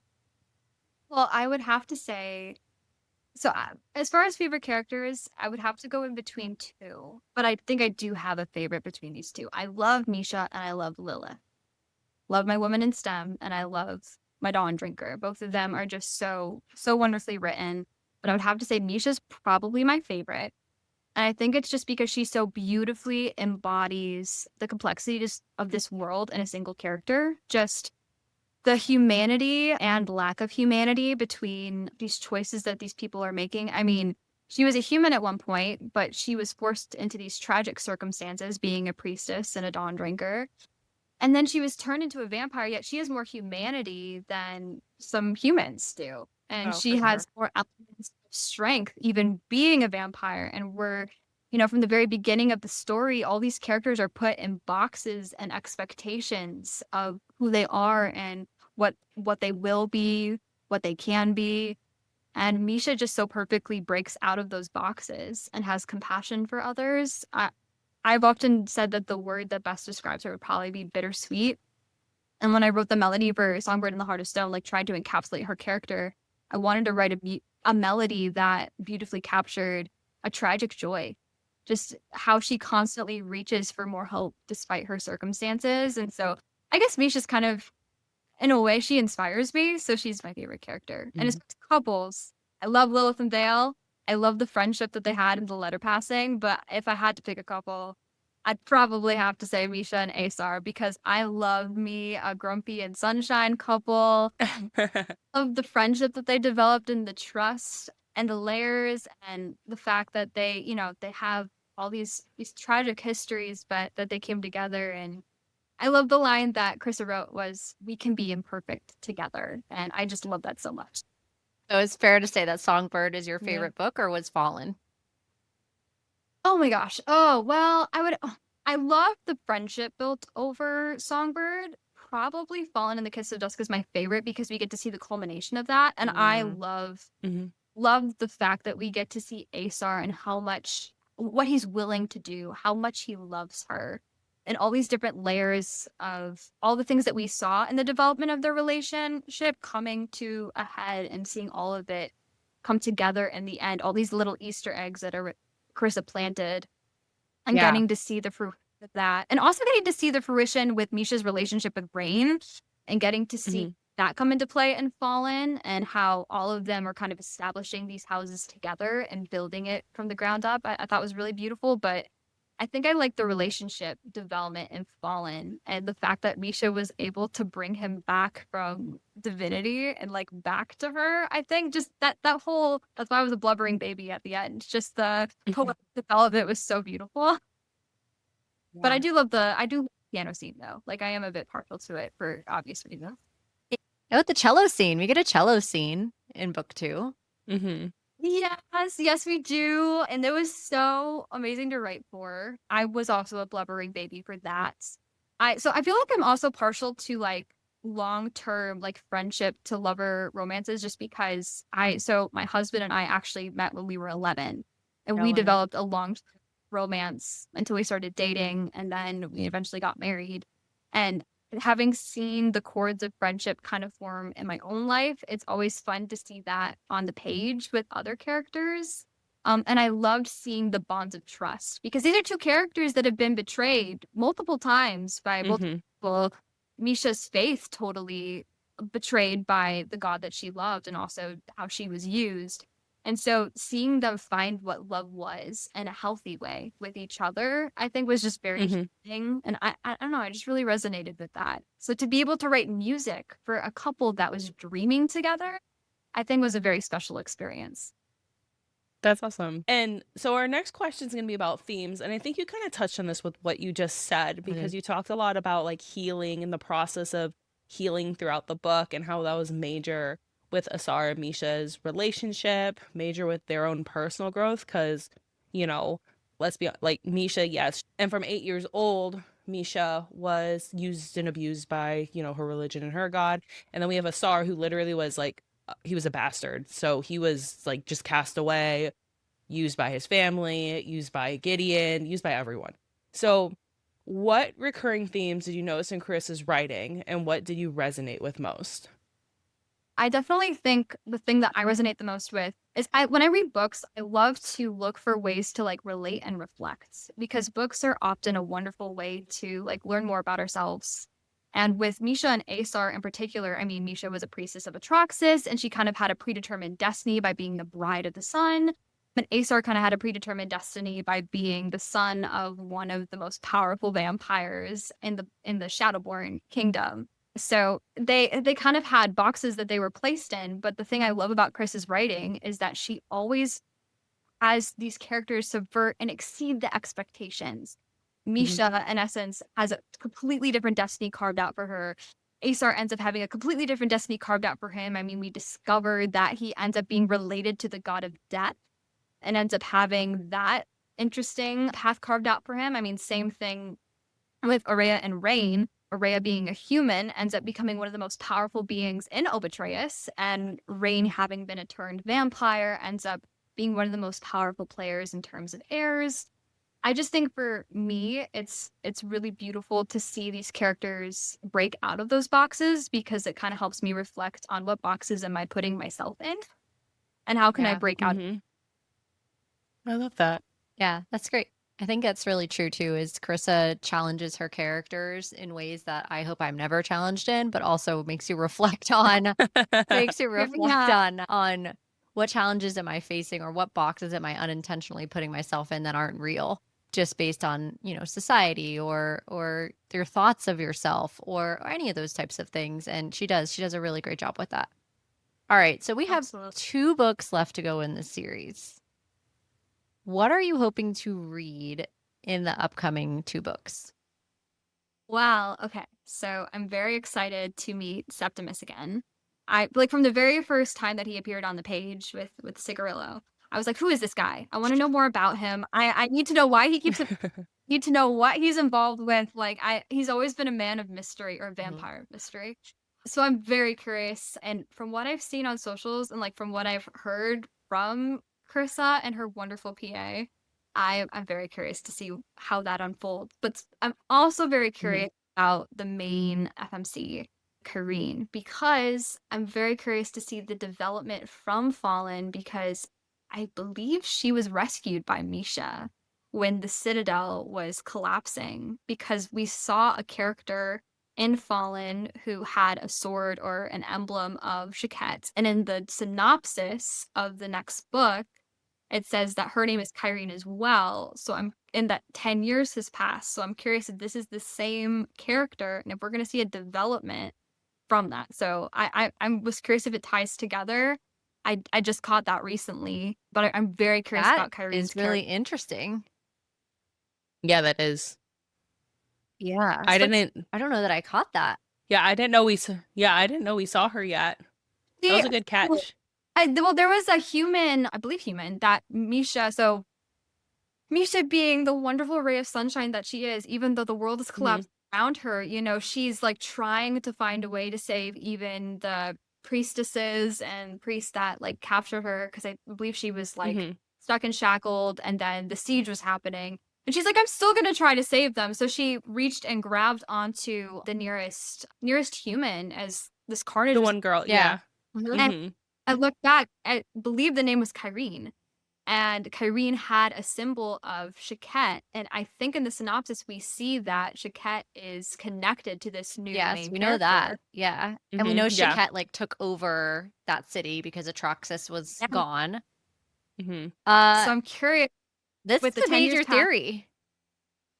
I don't Yeah. know. Especially with the 10 years passing, and if she's human, then that means we're going to see this character having developed from fragile, and terrified, and scared to now being a woman entering into adulthood and now a bounty hunter and seeing an interesting arc.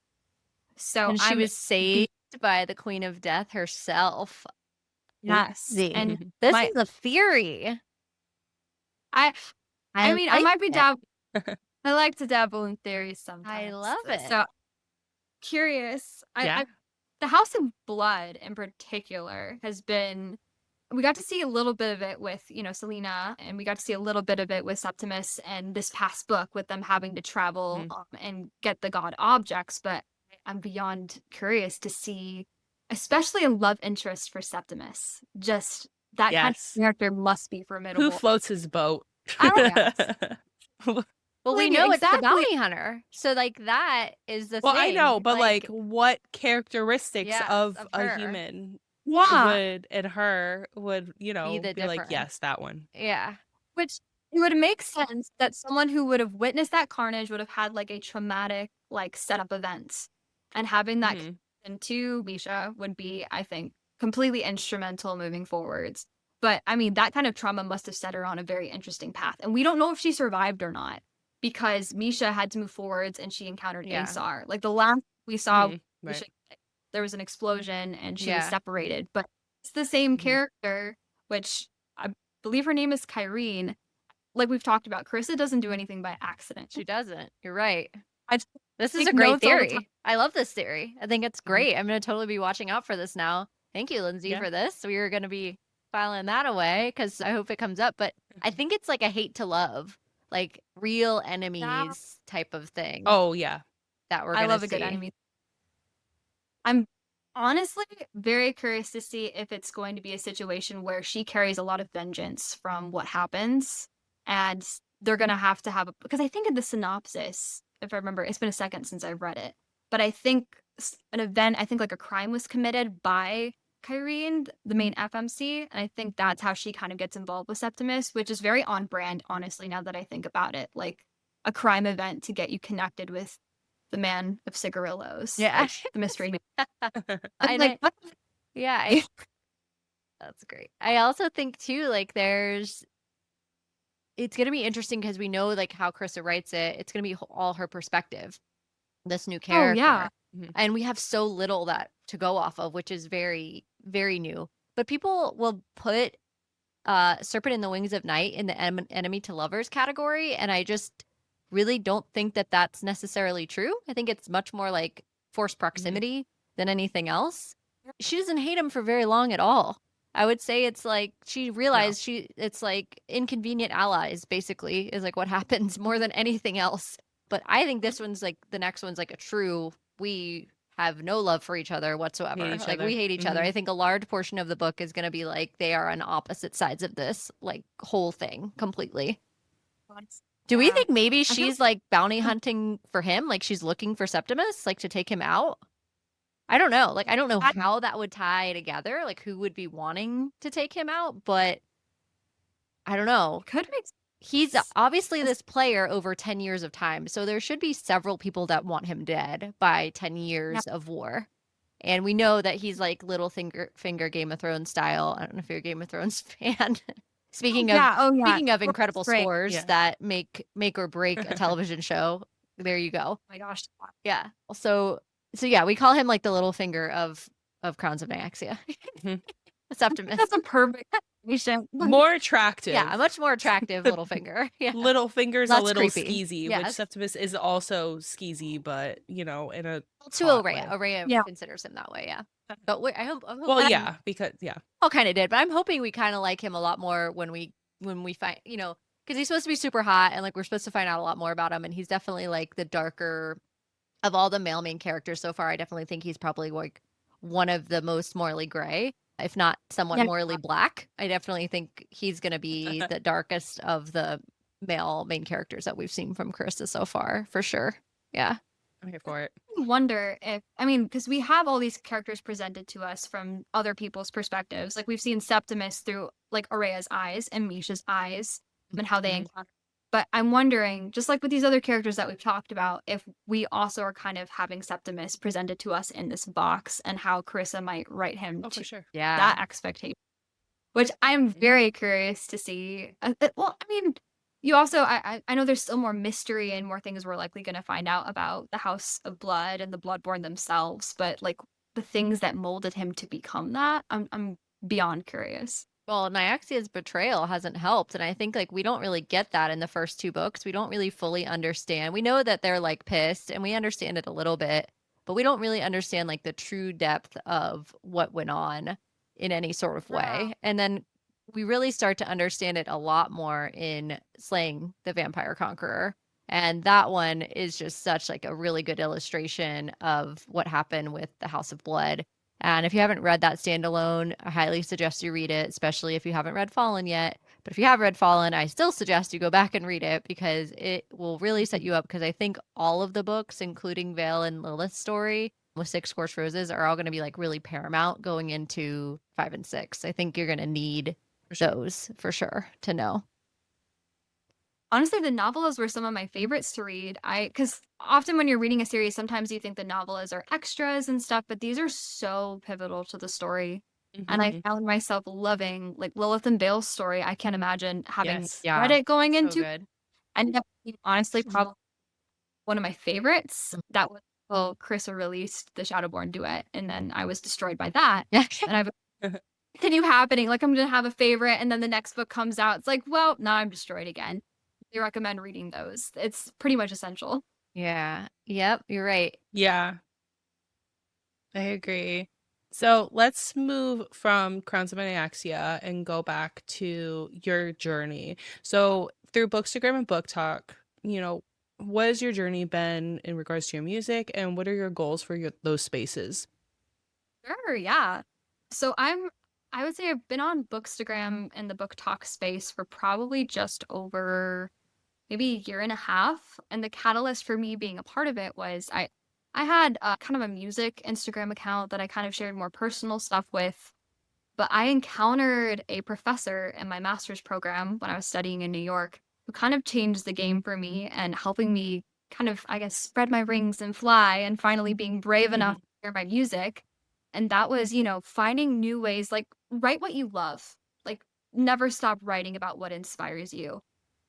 And I had written music based off of stories before, but with the assignments that I had and stuff, I guess I had kind of gotten used to writing what people wanted me to write or like the assignments that were in front of me. But I realized I was collecting writing for all these stories that I was reading in my free time that I was passionate about. And I'm like, you know what? I'm going to write for these and make this a priority in my life and dig deeper and find out more about myself as a composer through writing for these. Wow. And I was given the opportunity to write for an orchestra. And when you're given that kind of an opportunity and they tell you can write whatever you want for the orchestra, That's insane. you're as, I mean, when you're as indecisive as I am, you're kind of given decision paralysis. It's like, I don't know what to do. All I know is I just don't want to have regrets about this. And so I honestly probably spent more time figuring out what I wanted to write than actually writing the piece. But when I finally decided, I knew that if I wrote music based off of a story that meant a lot to me, I wouldn't have any regrets. No matter what notes I put on the page, no matter what instruments I chose, I knew that if I wrote it based off of something that meant a lot to me, it wouldn't matter what came out. I would love the piece. I would love the experience.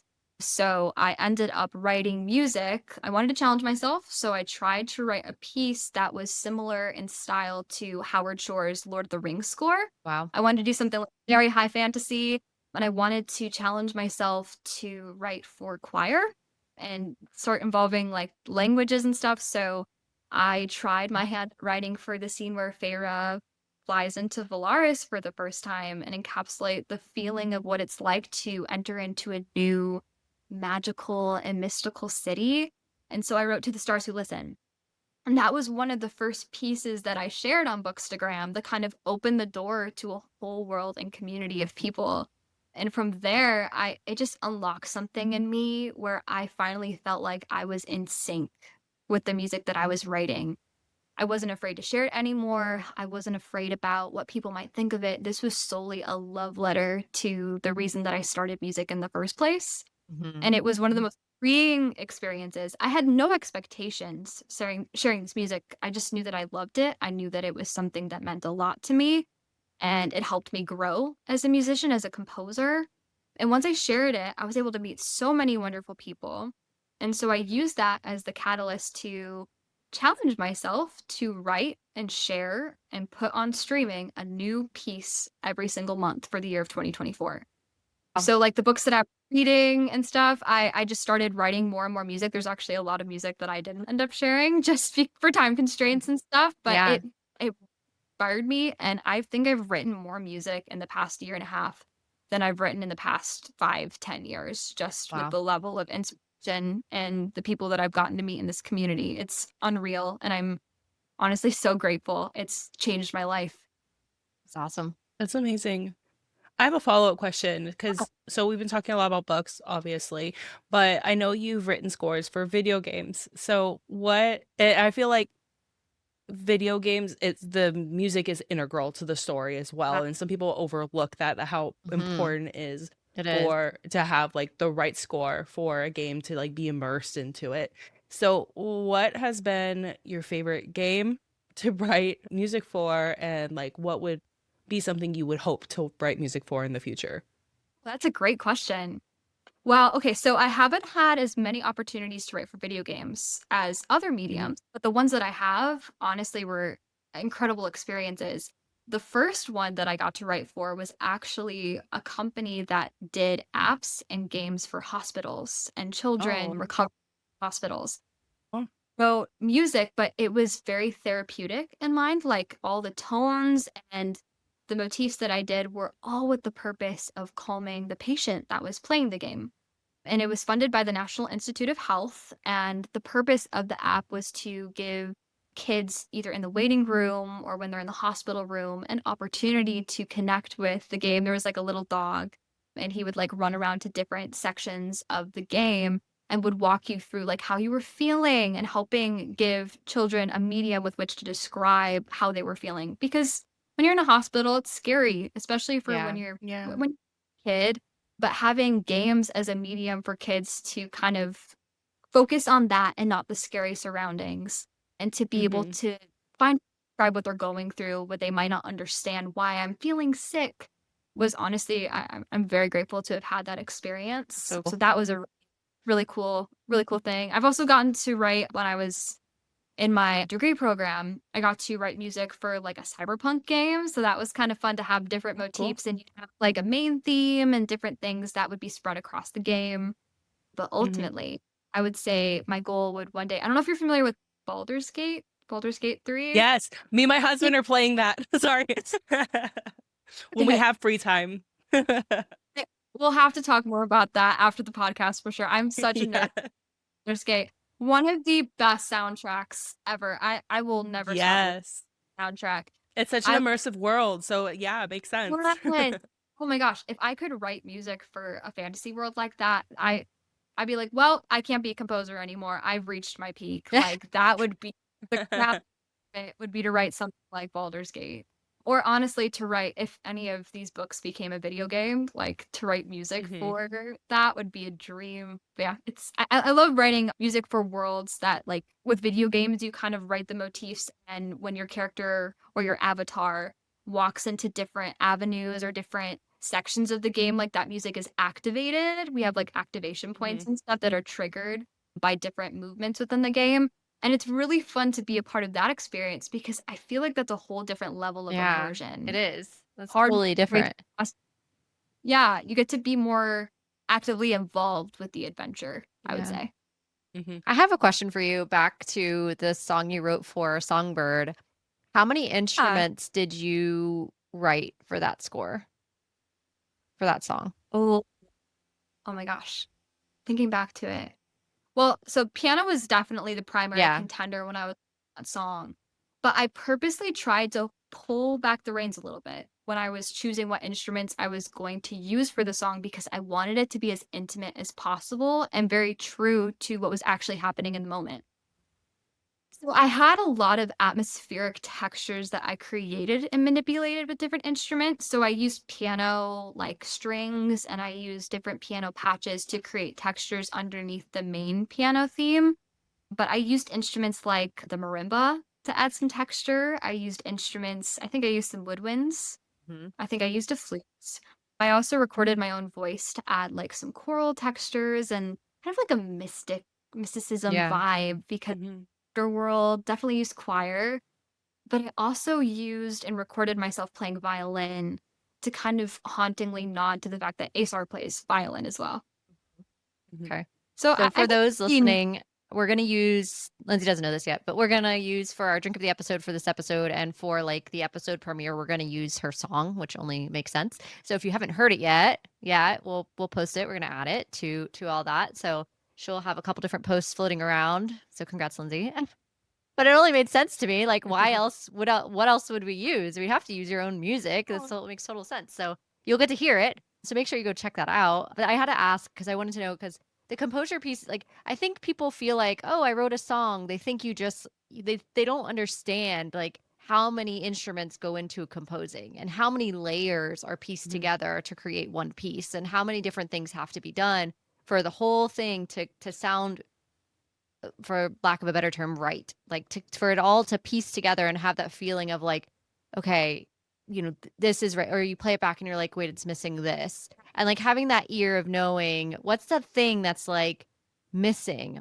And I think the absence of music or absence of layers is just as important. You can be like putting something in and you hear it back and you're like, this should drop off now. Like this choral piece should have dropped off before or whatever the thing is, and you're hearing it and you're playing it back. And I think that's probably true in video games or like when there's movement of a character versus like when you're writing about a book, you're writing a whole scene and you don't have the movement in the same way. But if you're in a movie and a door closes or a video game and you step into a new room, it's like a natural pause to cue the next thing up. So I think it's just really always interesting to me, the balance and like texture, I guess, for lack of a better word, because I can't think of the right word, but like of the sound and how it impacts the feeling that you get as you experience it. I think it's really interesting. So I had to ask that question. Yeah, honestly, like with Songbird, I feel like that, like the tracks for that would probably be about under 50, I would say. But like for Fallen, that piece was mammoth, like absolutely massive. I think I pretty much, if I had to calculate and do like a guess without looking in my session, it probably was over 150 tracks. Oh, wow. That's Wow. insane. Okay. Just between like the amount of, That's wild. because like you'll sometimes layer, like I like to layer my own playing in with like the string section. So you'll have multiple tracks for like all the different string parts and all different textures and stuff, and different instruments come in at different times. And then you're also dealing with like, I want this violin to sound a certain way in this part of the piece, but then I need to record it differently to sound this way for another section of the piece. And before you know it, you have a session that has like a million different minor components that kind of come together to form a puzzle. Yeah, that's awesome. Yeah, incredible. amazing. What is your favorite book genre or film genre? Maybe they're both the same. And your favorite author? Ooh, okay. I would have to say, because I feel like I'm definitely like, depends on my mood, which genre I'm into for like a specific season. But overall, like the one I go back all the time is fantasy. I feel like there's just something so wonderful about a genre where there are things full of magic and impossibilities in our world that kind of help us like escape to a different level or believe that anything's possible. And I find that I feel more uplifted reading fantasy. Even like the tragic stories, usually there's different elements of it that at least make me feel like I'm in a different elevated space or believe in, that think anything's possible type situation. So I tend to gravitate towards fantasy, especially with scores too, because the scores tend to be far more magical and involved, and there's usually more motifs for specific characters and different locations. And I just think it's a very, very whimsical. I just like escaping. I think everyone who loves fantasy loves the escapism part of it because, there's just so much that our world doesn't have that it could be. Like, why not have vampires with wings? Although I would not want to live in the Crowns of Nyaxia world at all. It's fair. Never in my life. But I wouldn't mind living like in a little hobbit hole in Lord of the Rings. So Exactly. Yeah, I probably should have added that there is asterisks next to wanting to escape to certain worlds, and that there are certain worlds that I would prefer over others. If we could have preferential treatment, that would be very nice. But it's just something really cool about knowing that there are powers and like different forces and possibilities. And I don't know, I feel like in our world, we kind of have metaphorical days of picking up our sword and fighting the bad guys. And it's kind of empowering to read about that and kind of helps you tackle your everyday giants in a way, getting to read fantasy and helping you believe that you can be more than what you are and who you can be. So I guess I guess it feel more uplifted and more encouraged in a way reading fantasy, but like I think Danny mentioned earlier, I do love a good thriller. Like there's just something about a cup of tea fuzzy socks and reading a thriller at night and not knowing what's going to Mhm. happen when you turn the page. Like I could consume those like a thriller a day, you know. That's what's fun about Keeps thrillers is they're usually not very, very rarely do you have like a 500 or 600 page thriller. Almost never. Because No, yeah. it's just not it's they're so fun to read because each chapter is like you said, especially if it's multiple points of view, you're really like, I don't know what I'm about to get myself into. And I'm excited Yeah. to be on this journey because it's not my life. So it's like the fun part. You know what I mean? The same kind of thing with Not the fun- fantasy. Yeah. It's the same yeah. concept. Definitely don't want to be in that world. Also, I feel like there's little slices of heaven within these chaotic worlds of like where they aspire to be and where they dream they could be. But yeah, I definitely agree. I often describe like when I read thrillers in between like my fantasy reads, because you know, fantasy, like we just said, is like hundreds of pages and it's like a commitment. Like you're diving Yes. into a And new usually world not and you just one book. Yeah. oh no. Yeah, definitely almost always a series. But for those like single standalone thrillers, I feel like it's like a palate cleanser. It's kind of Mm-hmm. like Yeah. into the next world. Because I find, I don't know about you guys, like I almost feel like it becomes a part of me in a way. Like I'm just in the world, like Yeah. for however many that I'm there, and trying to automatically switch to a new in-depth fantasy world is kind of hard for me because I'm just so invested in whatever I'm reading. Yeah, it is. It's difficult. I agree. Yeah. So, next question. What series do you believe is overhyped or underhyped? Oh, that's such a good question too. I would have to say, okay, so I'll start with my underhyped because I have my thoughts with overhyped books. But for underhyped, I would have to say, I don't know if you guys have heard of the Drowned Gods trilogy, Curious Tides by Hmm. Pascal.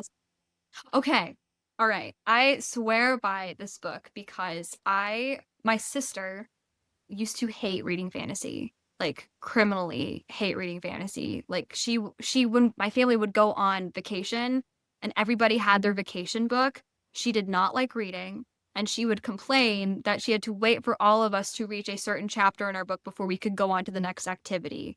Like she did not enjoy the reading experience. That is until I introduced her to this book. Curious Tides by Pascal Lassalle is like a academia gothic fantasy where the Ooh. powers are determined by what phase of the moon they were born under. And there's a lot of very Hmm. poetic stuff. So my sister read that, and ironically, that was the gateway book for her to read ACOTAR, Fourth Wing, and now she's starting Crowns of Diaxia finally. So Yay. like it's very underrated. I love Pascal's writing. And then I Okay. would say Chelsea was Sansi trilogy is really good as well. It's like think like magical artifacts. It's really cool. Okay. Okay. Highly recommend. I think I have it on my shelf behind me. But yes, those two underrated. As far as overhyped, because like I struggle with choosing an overhyped series because sometimes I'll say that the series is overhyped and then end up changing my opinion later if I'm in a different, you know, season of life. Because at one point, I'm sad to say, I did say that Twilight was overhyped. And now I have since seen the light and I'm actually my husband and I have planned on doing like a read of Twilight together. And I have to have my yearly like watch of the movies for Hoa Hoa season, you Okay. know, because I mean so at one point I was an unbeliever, but now I am a believer of Twilight and very excited about it. Okay. So I used overhyped, but now I actually really enjoy it. But as far as now, We have feelings on maybe that. yeah, I have lots of feelings. sure. I'm curious. I want to know. So when you and your husband do this first read of Yeah, Twilight, come back to us and yeah, tell us Yeah. how you feel. Hmm. That's because I didn't read Twilight. I was not like a part of the hype when it came out in the early 2000s and into the 2000s, 2012, I think was when the last movie came out. yeah. And reading it as an adult, there's so many red flags, especially as an adult who worked in the education system. I was like, that there are just a lot of things that I was like, okay, this is not technically okay, but we're gonna just go with it. I've heard that the book I know. movies, so I wasn't sure, and I've never read the books before. the books are better than the movies, Yeah. I Okay. think.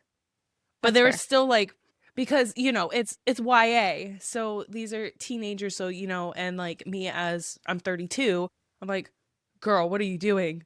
And then the whole time I'm like, poor Charlie, this is such a horror story for him, his poor Yeah. daughter.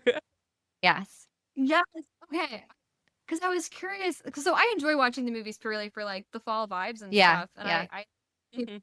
and like when they initially came out too, because I wasn't really on the hype train back then. But now I'm like, I enjoy watching the movies. And people have told me, okay, the books are better, and you get more of an insight into why these characters are doing what they're doing. So That's all Sure. true. I'm very, That's all but true. if it the red flags, I'm very curious to see what that experience is going to be like. Because now when I watch Twilight, it's not Edward for me that does it. It's always Charlie and maybe Carla. Like those are the characters that I have the most concern, and I watch purely Yes. from the perspective of how is Charlie handling this? How is Charlie? Not well. No, No, no.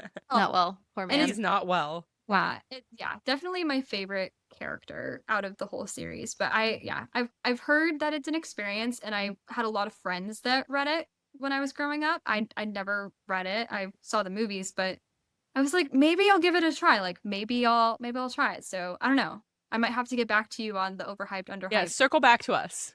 Yes. What do you Circle mean? back. I need to know. Hard and fast rule with that. But I guess yeah. So that'll be a circle back question. Okay. Okay. So when it does come to reading, what kind of reading are you? Are you like a mood reader? Do you read multiple books at once? Do you prefer audio? What's your kind of go-to? Well, I'm a bit of a chaotic goblin when it comes to my reading habits because I live in New York, and so with New York and public transit, you often don't have a lot of hands-free to be able to bring your book with you. So I'll often Fair. have, an audiobook. I'll often have a book on my Kindle, and then I'll also have like my comfort like book in the physical, all different books, by the way, of just Mhm. whatever medium I happen to be available to read in. So I will read multiple books at a time, typically just with where I'm at in my day. And then I also have books that I read for work, which often end up being really fun reads, so it's not really work. But I have the books that I read on more of a scheduled time period. So all in all, I have workbooks that are kind of scheduled, but then I have mood books Yeah. depending on the season. So I might, I listen, I do it digital and I do it physical, but all of these books typically tend to fall within mood reading because I will save all of my spooky season books for spooky season time, and then I'll Mm. save all of my Yes. holiday books for holiday time, and you got to have your beach reads for the summer. So it's a bit chaotic, but definitely mood oriented. And I feel like that extends into other mediums of art for me as well.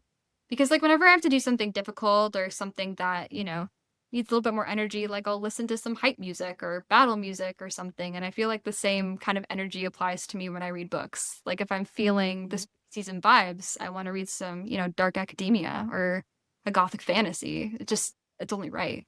Yeah. Yeah, That makes sense. that's fair. So, through reading, what have you learned about yourself? Ooh. I think I've learned more about the limitations that I've placed on myself. It's a good And one. I'll explain. Because I think the thing that is really encouraging to me as a reader is being able to relate and reflect to a lot of my favorite heroines or heroes. And having, like, I mean, there was a point in my life where I almost quit music when I was in college just because of the season of life that I was in and some circumstances that were happening at my school. I actually almost called it quits and I almost turned my back on the thing that I love the most. And it was because of kind of like what we talked about earlier, like the boxes that I was placing myself in, the expectations of the craft, the expectations that people place with what you should be or where you should be at, what level you should be achieving things at, what things Mm. that you should be pursuing. And for me, when I read books and I get to see the challenges that heroes face from a third party perspective, it honestly kind of helps reshape and reform how I approach my own problems. Because sometimes when you're in the middle of things in your own life, it's kind of hard to get out of your own head. I mean, sometimes you're your own worst critic and you're the worst negative voice when you're approaching these problems. But being able to read about other heroines and how maybe other people in their life are speaking to them about it and encouraging them, or maybe they overcome something that they thought they could never overcome. It kind of helps break me out of my shell and break me out of my box and be like, you're not what they told you you were. You're not what you tell yourself you are. You can be so much more than. And also, like, so I struggle with a chronic illness that I actually had to have surgery for at the beginning of this year. And the amount of things that I've had to overcome with that illness, it's been a very interesting journey seeing like what limitations you're told that you should have for yourself and what limitations you can break past and what things you can achieve with that. Mhm. Like Violet from Fourth Wing, she struggles with the chronic illness and being able Right. to see the things that she achieves. Also seeing the things that, Misha achieves despite the tragedy in her life. I mean, we all experience different things and we all place ourselves and sometimes people place us in boxes. And so I think it's really great to kind of get out of my head and get into someone else's and reflect and learn more about myself in that way. Wow, that's That's awesome. awesome. Thank you so much for that. I Yeah. appreciate that. Reading is inspiring, and it is it's so incredible to live through these characters and so many. I can't say enough like how much Michelle and I have talked about that, especially some of the female main characters that we have covered, and just from being women ourselves, obviously that's like incredibly empowering to read the lack of limitations that they have. And so male or female or not, it's always inspiring to see somebody overcome an obstacle that seems completely unachievable. I don't think I'll ever tire of reading books about characters that are able to do that. It doesn't matter the genre. It's always exciting to read stuff like that. So I agree with you. On that note, from a romance perspective, what's your favorite romance trope? And then after that, Michelle has a game for us. Oh, fun, fun, fun. Oh, favorite romance trope. I would have to say, I mean, I love a good grumpy and sunshine romance. Obviously. Well, done. I love when they come each other. Yeah, so Asa and Misha. I mean, I love their dynamic, but I would have to say maybe even above that is Yearning. I don't know if you guys Ooh, yeah. I like, love some yearning. have you read He fell first. Yearning, yes. specifically? Oh my gosh, yeah, that's It's the my best. fave. So good. It's not even like looking on from afar, kind of like, I like when it's yearning purposefully or like there's a history. Have you read Oh, that's Butcher and been Blackbird by chance? I have, yeah. Okay. Bryn Weaver? Yes. Yeah. So I his so good, yearning yes. whoa, for Sloane. It's so Oh, good. And then just the missing, like the moments that they like passing ships in the night when they miss each other and then when they find connect, it's the chemistry is unreal. yeah. I live for that kind of stuff. Like I'm always the type when I read it or I watch it in a movie, it's like, oh, they missed each other. But then it adds to the tension and it ends up having such Yeah. a powerful payoff. Mm-hmm. And the yearning it's so good. And if you've read When the Moon Hatched, perhaps? Not yet. It's on the list. It's been That's on the list forever. well, that has wonderful tropes in it as well. So I won't spoil that, but I highly recommend that has some of my favorite tropes of all time in it. Okay. On the list. It's been on the list, honestly. We just have it's No, a long one. It's on my shelf. Yeah, it's literally I behind me haven't too. I haven't It's just read it yet. it's so long. We just haven't had the time yet. It's a long one. It's a beefy book, but a very, very lovely beefy book. So yeah. Okay, so let's play our little game. So we're gonna play Fuck, Marry, Kill.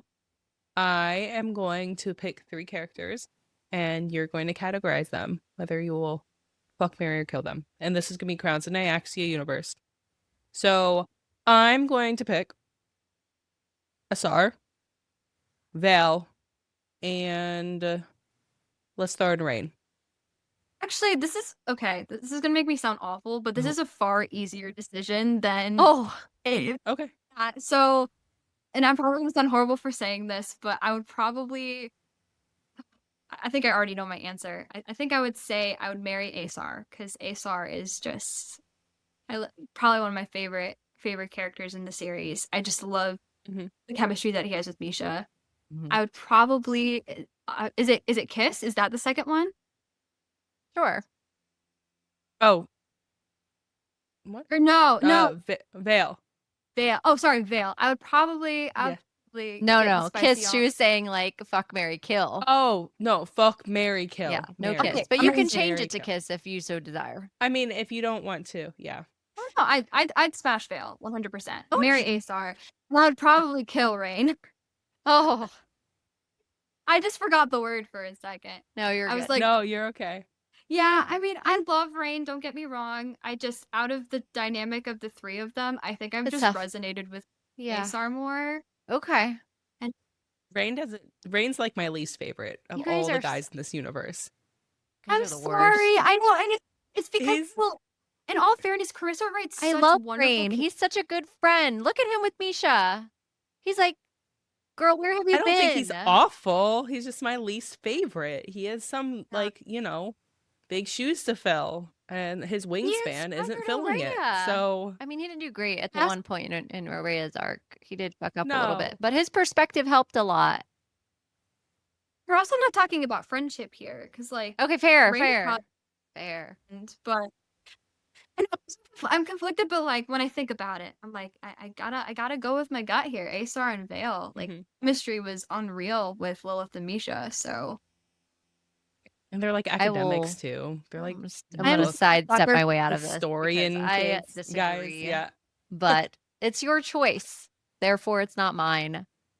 I will see myself out of this. I would say Michelle and I will stand firm with our choices, I guess, with that. Fine. Throw a little Daddy Vincent in there. Oh yeah, we're good. gosh, you guys. Okay. Last question we have for you tonight, Lindsay, is what are you currently reading? Oh, well, okay. So I actually technically can't tell you what I'm currently Ooh, reading. I love What that. I'm going. I would technically reveal what I'm working on next, but I Can you can tell us tell who's you by? what. No, Damn That's it. probably a spoiler. Yeah. it would spoil. Like I'm very excited about it. That's all I can Ooh. say. Because it would Okay. spoil some timing things and stuff. But I can let you in on what I just read that's not necessarily work related, even though I'd love it to be. I just finished The Night and the Moth by Rachel Gillick. And that was Ooh, okay. read. Okay. But yeah, so I just finished that one. Loved it. Good. I haven't started. Absolutely love Yeah, I haven't started it because I want the second one to be out. So I haven't started it yet. I usually like I'm always conflicted when new books come out, whether or not I want to like jump ahead and read because for the very same reason, it's always hard to finish, especially with like certain endings of stories. You never know how they're gonna end when it's a new book and it's kind of hard to wait for the next one. Mm-hmm. hmm With this one, I kind of purposely waited for spooky season because it felt like it kind of fit like the fall Yeah, vibe. it does. Mm-hmm. Give it a try. So, but yeah, it was a wonderful read. It was absolutely amazing. Okay. All right. I might have to do it then. We'll have to see. I don't judge your choice. Wait though, like if you want to wait, I totally understand. Okay. It's gonna be hard to wait for the next one. So, yeah, I'm definitely eagerly anticipating it. Okay. I said it was my last question, but now it's my last question. What projects do you have coming up that you can tell us about? Do you have anything like that you can tell us that it's hot off the press or anything anyone should be checking out that you shamelessly want to pitch to us that we should go take a look at? That's so hard because the next few projects that I have are pretty top secret since they have to do Ooh. books themselves. They maybe keep your eyes peeled for the next couple months. There's going to be some really cool things dropping. I also Okay, have some okay, projects related, but they are fantasy related that are going to be dropping soon. Yeah, I wish I could say more, but they are a lot of the music that I'm writing has to do specifically with the books themselves. So to say what I was doing would give some things away. Okay. And I'm Right. technically All right. into secrecy for them, but We'll respect Yeah, the confidentiality. we will. hear more. But yeah, so definitely, Begrudgingly. I know. I definitely keep your ear the next couple months here because I'm actually withholding a lot of music. That's why I haven't released anything lately because Okay. of timeline. But yeah, It's definitely. exciting. Yay. Or No, that's okay. okay. We get it. Well, thank you, Lindsay, so much. Lindsay Dills, everyone. Mhm. Thank you for being here tonight with us. It was truly a dream. I've wanted to interview a composer before, and like you've definitely checked like a bucket list item off for me. So thank you so much for being here. It was truly an honor to have you on our show. Everyone, please go follow Lindsay Dills and check out her music because she's incredible. So thank you so much for being here. We really appreciate your time tonight. Oh, Yeah, thank you thank you so so much much. for having me. It's been a delight to talk to you both. I've honestly loved your podcast ever since we connected before, and it's been a dream getting to talk to you guys. Thank you so much, Lindsay, for joining us tonight. We had so Yeah. much fun discussing Crowds of Night Axia and your unique take on the series, especially with your music. So thank you so much. Thank you, Lindsay. It was great. And that leads us to our mystery Q&A. Oh, yeah. Here we go. Okay, so now that is October, we are officially spooky season. Officially. Let's talk about the first horror movie that officially traumatized us. Okay. What is that title? So, The Ring for me. Okay. Yeah. Yeah, like when she crawled. So I was really young when I saw The Ring the first time. I should not have been watching it. And That's usually how it goes. so this is, you have to remember too, this is like early technology at the time. So this movie was absolutely terrifying because she legit crawls out of a TV. Out of a TV from, first she crawls out of this well. This little girl crawls out of this TV, and I'm a little girl watching this at the time. And I was so traumatized by The Ring. Oh my God, The Ring fucked me up. The Ring was not good. I had so many nightmares about that. Now I see it and it's funny because there was a bunch of parodies like from Scary Movie and stuff of it Yeah. later. But like at the time, oh my God. The Ring. Yeah. The Ring was, and you want to know another one that really wasn't like really that scary, but do you remember Signs? Yeah. Signs messed me up. With the aliens. Yes. Yeah. Yeah. That was, I feel like that movie was like too creepy for what it actually totally was. different. Yeah. Totally Yeah. different type of movie, but it freaked me out too. Yeah, that one was weird. Yeah. So mine was, so the title was When Darkness Falls.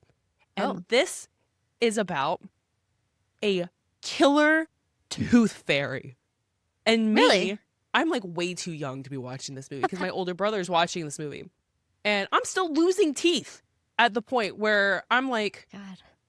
yeah. So this tooth fairy comes and it's when darkness falls. So if you lose a tooth, you put it under Yeah, your you put the- pillow, yeah. you know, this standard shit. But you cannot look at the tooth fairy and you cannot wake up or she's going to fucking steal your soul. Oh my So gosh. you just, NBD. yeah, she just kills you. So you have to stay asleep.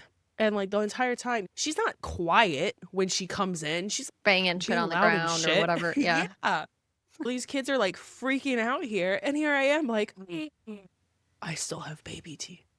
Like, I Oh my don't. What if the tooth fairy comes for me? And this is like such like a not popular movie. Like it No, wasn't like a big I have movie. no idea what this so it was is. just random. I don't even know why my brothers watch it. I don't know why my dad and my brother let me watch it with them. I'm like, what are you guys thinking? Yeah, what were they thinking? So yeah, I couldn't sleep. Okay. I couldn't sleep. It was lights on for a while in my room because I'm like, I'm not turning this shit off. The tooth fairy might come for me. Yeah. Oh God. Yeah. That would be bad. That would be bad. Signs was also, or not Signs. The Ring. The Ring was also another like early one. I'm like, probably shouldn't have watched this. This was, why am I watching this? Like, did you This remember is- Blair yeah. Witch Project back in the day? Yeah, because it was like, it wasn't like, I watched That that was made more by as a UC teenager. graduate students too. Yeah. And I feel like the Blair Witch Project sparked that phenomenon where a lot of these horror movies were taking like first person point of view. Yeah, You had the shaky camcorder. camera, Yeah. like Mhm. kind of like Paranormal Activities. Like everyone was doing I that. don't think it would exist without the Blair Witch Project, actually. No. Yeah. No. And that movie was creepy too. I'll be honest. It was, Blair that Witch? was the first one was. Oh yeah. No. Oh, Paranormal Activity. Oh Activity. yeah, that too. I didn't watch any of those. Yeah. Those were not for me. I was like, I watched the first one. I was like, yeah. And then when they like, and this is gonna be funny. And there's a baby, and like they hear things on like the baby Yeah, monitor yeah. and stuff. Mhm. I'm like, so when I had a baby monitor for my daughter, and I had the camera, and the camera would tell me when there's movements. yeah. And there were times I'm like, it would say movement detected, and there's no one in her I fucking know. room. but the camera was detecting like shadows because the clouds were moving and there was casting different shadows. So I had to rationalize myself. That's a shadow. That's an actual shadow coming from the window. It's not fucking demons in this house. And that paranoia It's her started great because the fucking grandmother tooth fairy. comforting her, you know? Stop. You stop it. No, I don't need that ration. No. It's Well, all because of the okay. tooth fairy. My What's your question question? is not related to any of this. So it's not Halloweeny for once. I'm not on trend with seasons. I want to know, so we all get ads, right? In our social media. We get targeted ads. Uh-huh. What's an item you bought from a targeted ad that you were like, okay, this is like a weird one, but I'm so glad I bought this? I don't know. Okay. I don't know about a weird one. So, Anyone is fine. okay. So the main targeted ad that I like bought and that I was like obsessed with for a long time was like the little sleepies bamboo Yes. pajamas. Do you remember? We Yes. first had our little Yeah. ones, obsessed. Bamboo because they're so pajamas for stretchy. kids. If you don't Yes. have kids, And you don't understand. This is like there's a whole underground to this. I learned. Yes, through it's a you, cult. Michelle. Oh my God, there is. It is a cult. Yes, it's Yeah. crazy. But I just saw it on my Instagram one day. I'm like, oh, these patterns are really cute. So I bought one, and my daughter outgrew her clothes very quickly, and these were the only things that actually stretched with her. And they're So really soft. If you've They're never really soft. tried these, I'm just saying. We still do little sleepies. We still do the Christmas bamboo. pajamas. Yeah.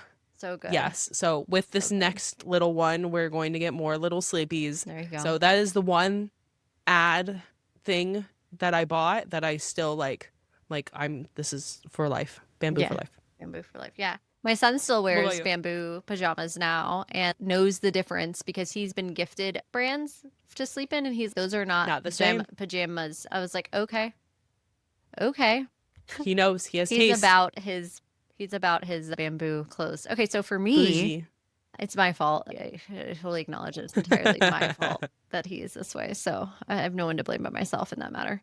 But by the way, for those who don't realize, like this is like a whole underground. There's Facebook market resales of this brand. Like it's a big deal. Like all their Christmas stuff sells out. They have all the matching pajamas that they already released for October, and they like sell out for the matching sets for your whole family. I mean, it's intense. This whole world is like very intense if you don't know about it. Like prints run out, then they have prints that are only like done once every couple years, and like people resale. It's like this whole thing. But anyway, let me give you an upcharge. My answer to my question. I'll give you. So mouth tape. So you're like, what is mouth tape? Mouth tape. So I get a targeted ad for like better sleep. So when you get to be of a ripe in your mid to late 30s, you start getting a lot of advertisements that are like, you need mushroom coffee because all your stuff sucks, and you might be premenopausal and I'm not. But they do all these targeted ads because these social media sites have a general idea of what where you're at. And I look at elder millennial content, so they're like, here's your targeted stuff, right? So I get these ones about sleep all the time, bless their hearts. And I get this one that's about mouth tape. And I'm like, the fuck is mouth tape? What are we doing now? We're covering our mouths when we sleep. What the hell is this? So I'm like, let's tell us about whatever, and telling us all the benefits of mouth tape and blah, blah, blah. So then later, this is like such a segue. Later, I see Katy Perry taking a piece of mouth tape off and like doing a reel. And like she had just woken up. She takes off her eye mask and her mouth tape. She had this like pink mouth tape on. And I was like, damn, if Katy Perry's doing it, she looks young as hell. What's going on? So I'm like, I see the targeted ad again later, and I blame Katy Perry in the back of my mind, but it's really not her fault, of course. And I'm like, shit, they're going to get me with this. And when I'm a very deep sleeper, so part of this has to be like postpartum me, I'm always like listening for something. Like I feel like once you have the baby, you can't stop listening for the baby. I think it's just a mom where I just didn't feel like I ever got truly deep sleep. I never felt like I got really good sleep. And you also know this, I'm a classic night. I don't get a lot of sleep anyway.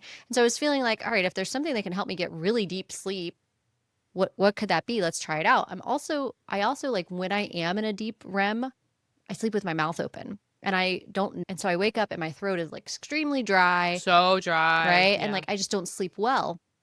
So there was all this science about this, like how if you sleep with your mouth open, you have poor sleep and you end up waking up, blah, blah. Anyway, I digress. Ordered the mouth tape.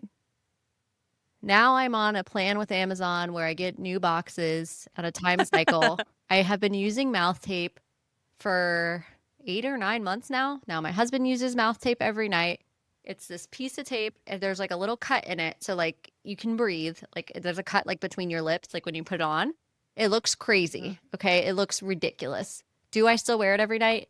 Absolutely. Because I'm telling you, in the first night I noticed a difference. I was like, it's placebo. That's some bullshit. I just feel like this is good. But now I've slept with it for so long now that now on the nights I forget to put it on, if like I pass out reading or I'm too tired and I forget to put the tape on, there is an absolutely noticeable difference in my quality of sleep pre-mouth tape to Interesting. now. It is insane. And I swear by it, like if you have seen the mouth tape ads, just go on ahead and put it in the cart because I'm telling you right now, game changer. It was an Watch, it's gonna pop up on my game phone. changer. Oh yeah, for sure. It's already popping up on your because phone you've now. said it like 20 times right now. So So ad for mouth tape. I was wondering if there was ever a time that you had something that truly was like this game changer. And I was like, I finally have something the internet targeted me for. And it actually was legitimately works. life-changing. It's actually done something I might helpful. Yeah. I might need to check that out because I do when I wake up and my mouth's so dry. And right now I don't get great sleep anyways. I'm basically a rotisserie chicken going around and around in my bed trying to fight with my pregnancy pillow and get comfortable. So I'm not getting good sleep anyways. Get the mouth tape. I'm telling you. I don't know if that's going to solve the rotisserie chicken problem. No. But it might help in terms of I'm not going to wake up with the driest cotton mouth in the Yes. world. Yeah, Ugh, for real. It's an awful feeling. No, All it's right. great. You should give it a try. I'll give you a few to try out, and then please, okay, no, don't want to get crazy. We're not You sharing. put on a new one every night. All right, you throw the I old would one hope away. so. Yes, yeah. Michelle, we have some Bookish mail that I think I want to open with Yay. you right here, Mail and time, I'm going to mail show the address, but I will tell you who it's from. It's from Bryn Weaver. So What I'm did she get excited us? to open this? So I'm gonna go ahead and get that sound going for those listening. A little ASMR.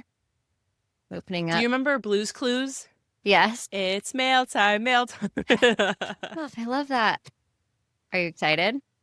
Sent us stuff. Oh my gosh. She sent us our very own copies of Taurus season. Let's take a look Yay. and see what we And got Taurus here. season just dropped. She wrote us a Is note. it signed? Thank you for She your did? love and support. Thank you for your love and support, and Aw. it's signed. She gave us 2 books. What an angel. Thank you, That Bryn. Thank you, Bryn. You're the best. We love it. Let me show you, Michelle, because you're not with me. Taurus season, which of course we're going to cover this trilogy for sure. But look, there's our little sign. Isn't that so nice of her? She's so sweet. She's the sweetest. So thank you so much, Bryn, for sending that to us. Love Taurus season. We're so excited. And to have you send these to us is the best. And keep an eye on your mail because we're sending you some stuff too. So thank you so much, Bryn. We love it. Thank you. Before we wrap up, let's talk about what's coming up next on Book Club After Dark. Next week, Michelle, drum roll please, because we are interviewing the Carissa Broadbent, ladies and gentlemen. Can you believe it? Yay! I cannot. I still cannot believe we had this opportunity to interview Carissa Broadbent. I am ecstatic over this. I am so excited for you guys to hear this interview. We have been literally so sweet. Oh, the nicest. And we've just been holding on to this for some time now that we got to interview her. And so it's happening. It's happening. I feel like them on The Office where they're running around and they're like, it's happening. Like, finally, we can tell you about this. And we're so excited to have her on the show. And we are just another New York Times bestselling author. Who are we? It's just so exciting for us. And we're 1 year into Book Club After Dark. And it's just such a huge milestone. And we couldn't be more grateful to have Carissa on the show. And she's wonderful. She's so sweet, and she answered all questions, and it was just such a great time. And I then can't wait for you some. guys. Oh yeah, we went on for a while. Did we nerd out like millennials and go down some absolutely. rabbit holes? Absolutely. Sure did. We've got a lot that we talked about with Carissa. She was such Such a great guest on the show, and we cannot wait for you guys to listen to that episode for sure. And don't forget, we want to hear from you. If you have thoughts on The Fallen and The Kiss of Dusk or suggestions for future reads, drop a comment below or message us on one of our social media platforms at Book Club After Dark Pod. Show us your fan art, theories, or anything bookish you'd like to share. You can also visit our website, bookclubafterdark.co, to stay up to date on our cozy content and check out our merch. That's all for tonight. Sleep tight, night owls. Until next time, happy